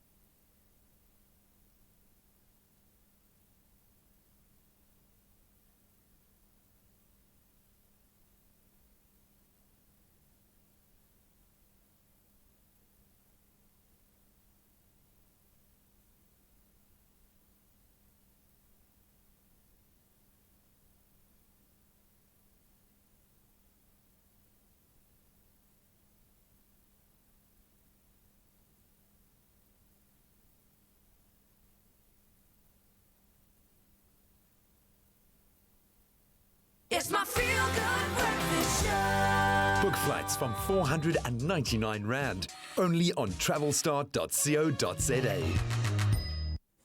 Of course, you know it's a Travel Tuesday here on your feel-good breakfast show, Expresso. Thanks for joining us at the start of a brand new day. Now, the southern Caribbean island of Curacao boasts a vibrant cultural mix, from the colonial Dutch architecture to the mouth-watering cuisine of the Creole. And so with that in mind, Travel Star's Janice Timmer joins us this morning to chat about how this, combined with the natural beauty of the island, makes it a gem worthy of discovery and a destination that needs to be added to your travel bucket list.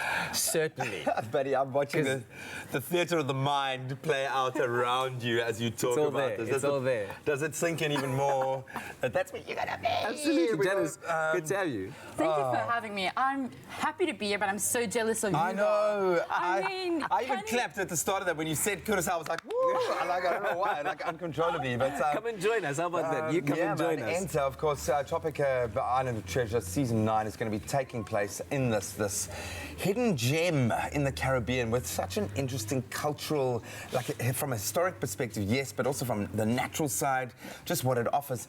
How is this the hidden gem of the Caribbean? What is it about this particular destination that has kind of piqued so much interest right now? Well, Kira, what? Kira,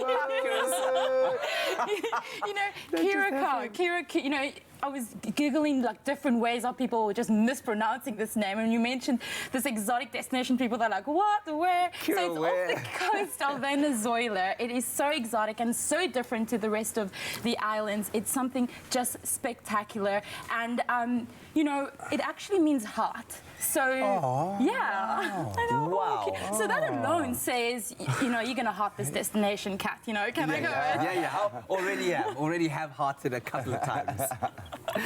But tell me about what can contestants expect. I mean, we're looking at beautiful visuals right now, but some of the must-see attractions and the cool activities that Curacao offers and should not be missed. Okay, well, firstly, when you arrive, you're going to be meeting friendly locals. Born Beanie, welcome to the hidden gem of the Caribbean islands. Exotic food, so it's sort of a mix or blend of Dutch, Spanish, and Indonesian food. I mean, can you really taste it, right? Nightlife is going to be buzzing. There's something happening all the time. I mean, they've got exotic and beautiful white, sandy, pristine beaches with turquoise waters, right? A diver's heaven, really. And with that, you're going to be partying up on the beach. There's something happening every night. They've got live DJs coming there. Those are the sort of things that you can be expecting. And I mean, you're on an island. Go snorkeling. How amazing is that? How beautiful is that? Wow. The water just looks insane. I mean, all the little shipwrecks and cool things that you can kind of delve into from an adventure perspective. And to see this beautiful, colourful Dutch colonial homes. I mean, the influence of the Dutch, it's just make this destination so exotic. It really is like the contrast as well in one small little destination, but it's quite far away. It is quite a ways away, which you want for this kind of adventure. You want to feel like you've gone into literally another world.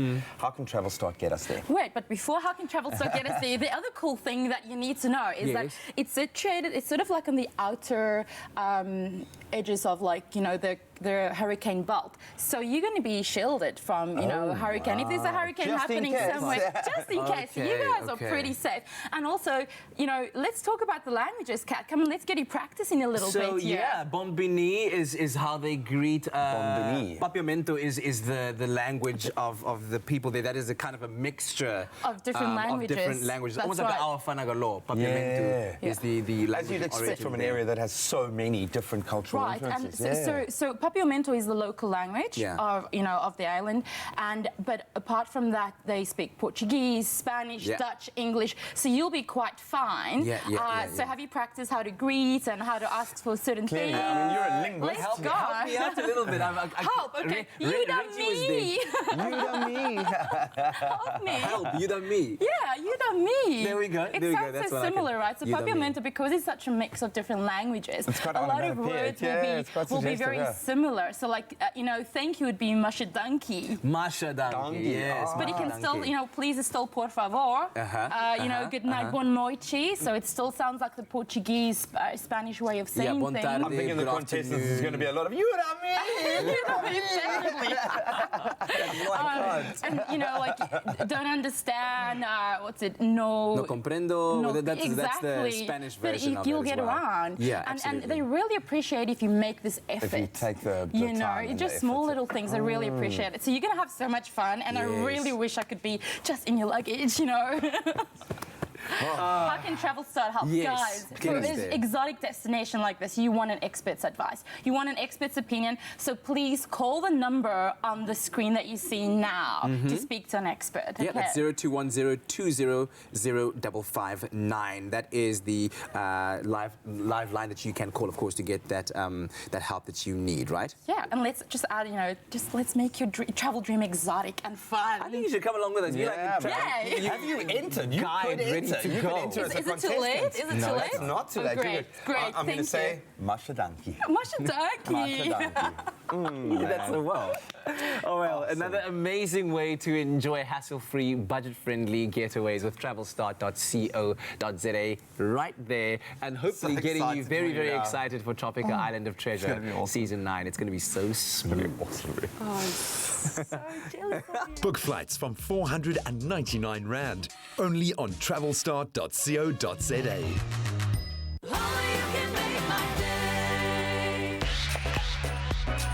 Hi, my name is Sabia, and I pretend to be other people for a living. Come find your smooth fame and fortune on Tropica Island of Treasure Carousel.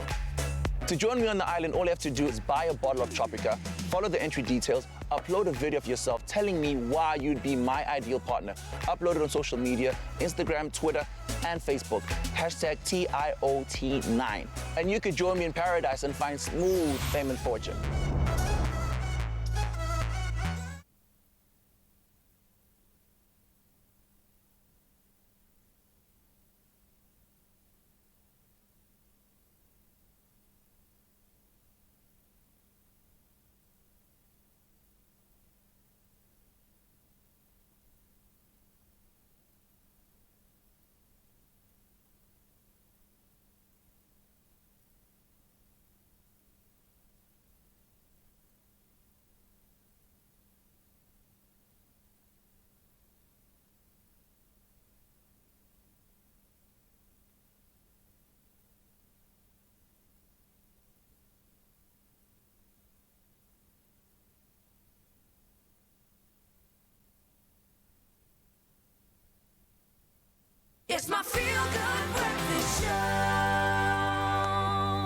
Welcome back. This is your Feel Good Breakfast Show Expresso on SABC3 now.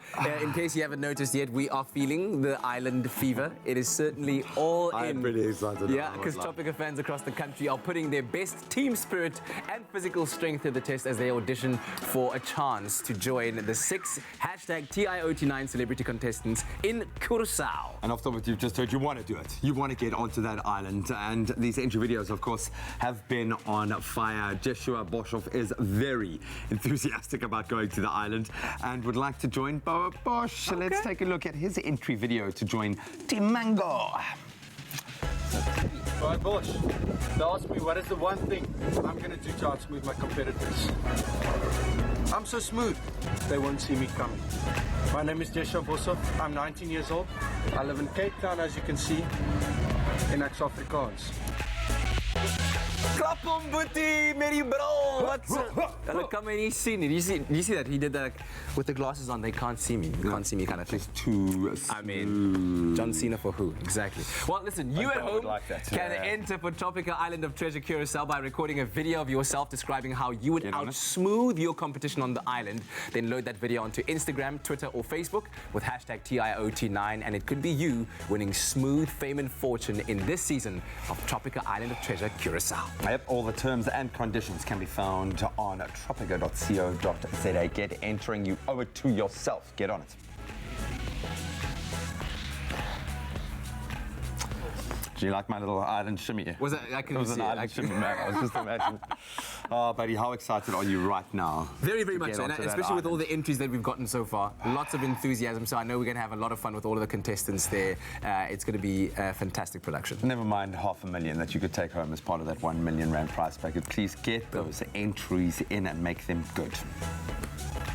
Oh, man. Those visuals of Curaçao earlier with Travel Start, I actually just want to enter myself. I just want to be on an island. You know, you have those moments in life where all you need to make things better is an island, sun, sand, you know, a little drink with an umbrella. Oh, it would be absolutely amazing. So whoever gets to be a part of that, you guys are going to be living your best lives. Lots of challenges, though. Lots of challenges. But it's going to be not fun. just fun and games, lots of big challenges, but the entries that have been coming through have been so impressive, and hopefully you are getting yours through as well. Yeah. Because the clock is ticking. She's ticking. But you know what? It's hello. Shimmy your way onto the couch. Shimmied my way around this whole show. I'm going to shimmy right across But you know what, you guys? It's been such a fabulous show today. You know what's cool about sitting here? Talk to us. Nasty C sat here. Really? This is like the seat of greatness. And he sat like that, just like this as well. All I need now is my chain with the bling. Is this a situation where you're not going to wash for a while? You know, I don't have many of those kind of situations, but it might be. It might be. I mean, when you're absorbing the aura of Nasty C, you might as well keep it with you for a while and not wash. I like the fact that it feels very South African, but it feels global. It feels like he's like shifted the context of where he is now to being fully global. He's a global superstar now. And he is. But not by like any kind of falsification or any kind of pumped up self. Effortlessly. Yeah, it's just like you get that vibe. It's something it's hit me really hard. It was really cool to see. Really, so we get those emojis for you to get guessed because we've got a big exclusive reveal and release happening here on your Feel Good Breakfast Show tomorrow. Are you guessing those Has it got emojis, guys? to do with IBS, the big release? I'm getting IBS over the excitement of just the anticipation. Just making sure that okay, but like, we're doing so well today.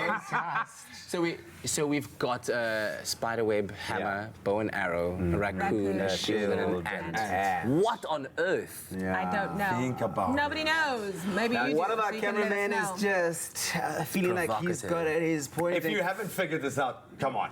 But, you know, it's going to be big. It's going to be very, very big. And we're going to have a live crossing from Camps Bay tomorrow. Culinary Hotline Blue. Ding, ding, ding. We absolutely love it. We love you guys for joining us for an inspirational. Some of the stories that we've heard this morning. Moving stories. Very moving, very inspirational. So hopefully if you are going through that indescribable battle against cancer right now, hopefully you found some hope, some inspiration, and a little empathy today. But we love you for sharing those stories. See you tomorrow. See you again, South Africa. Make someone smile. Tomorrow. Bye.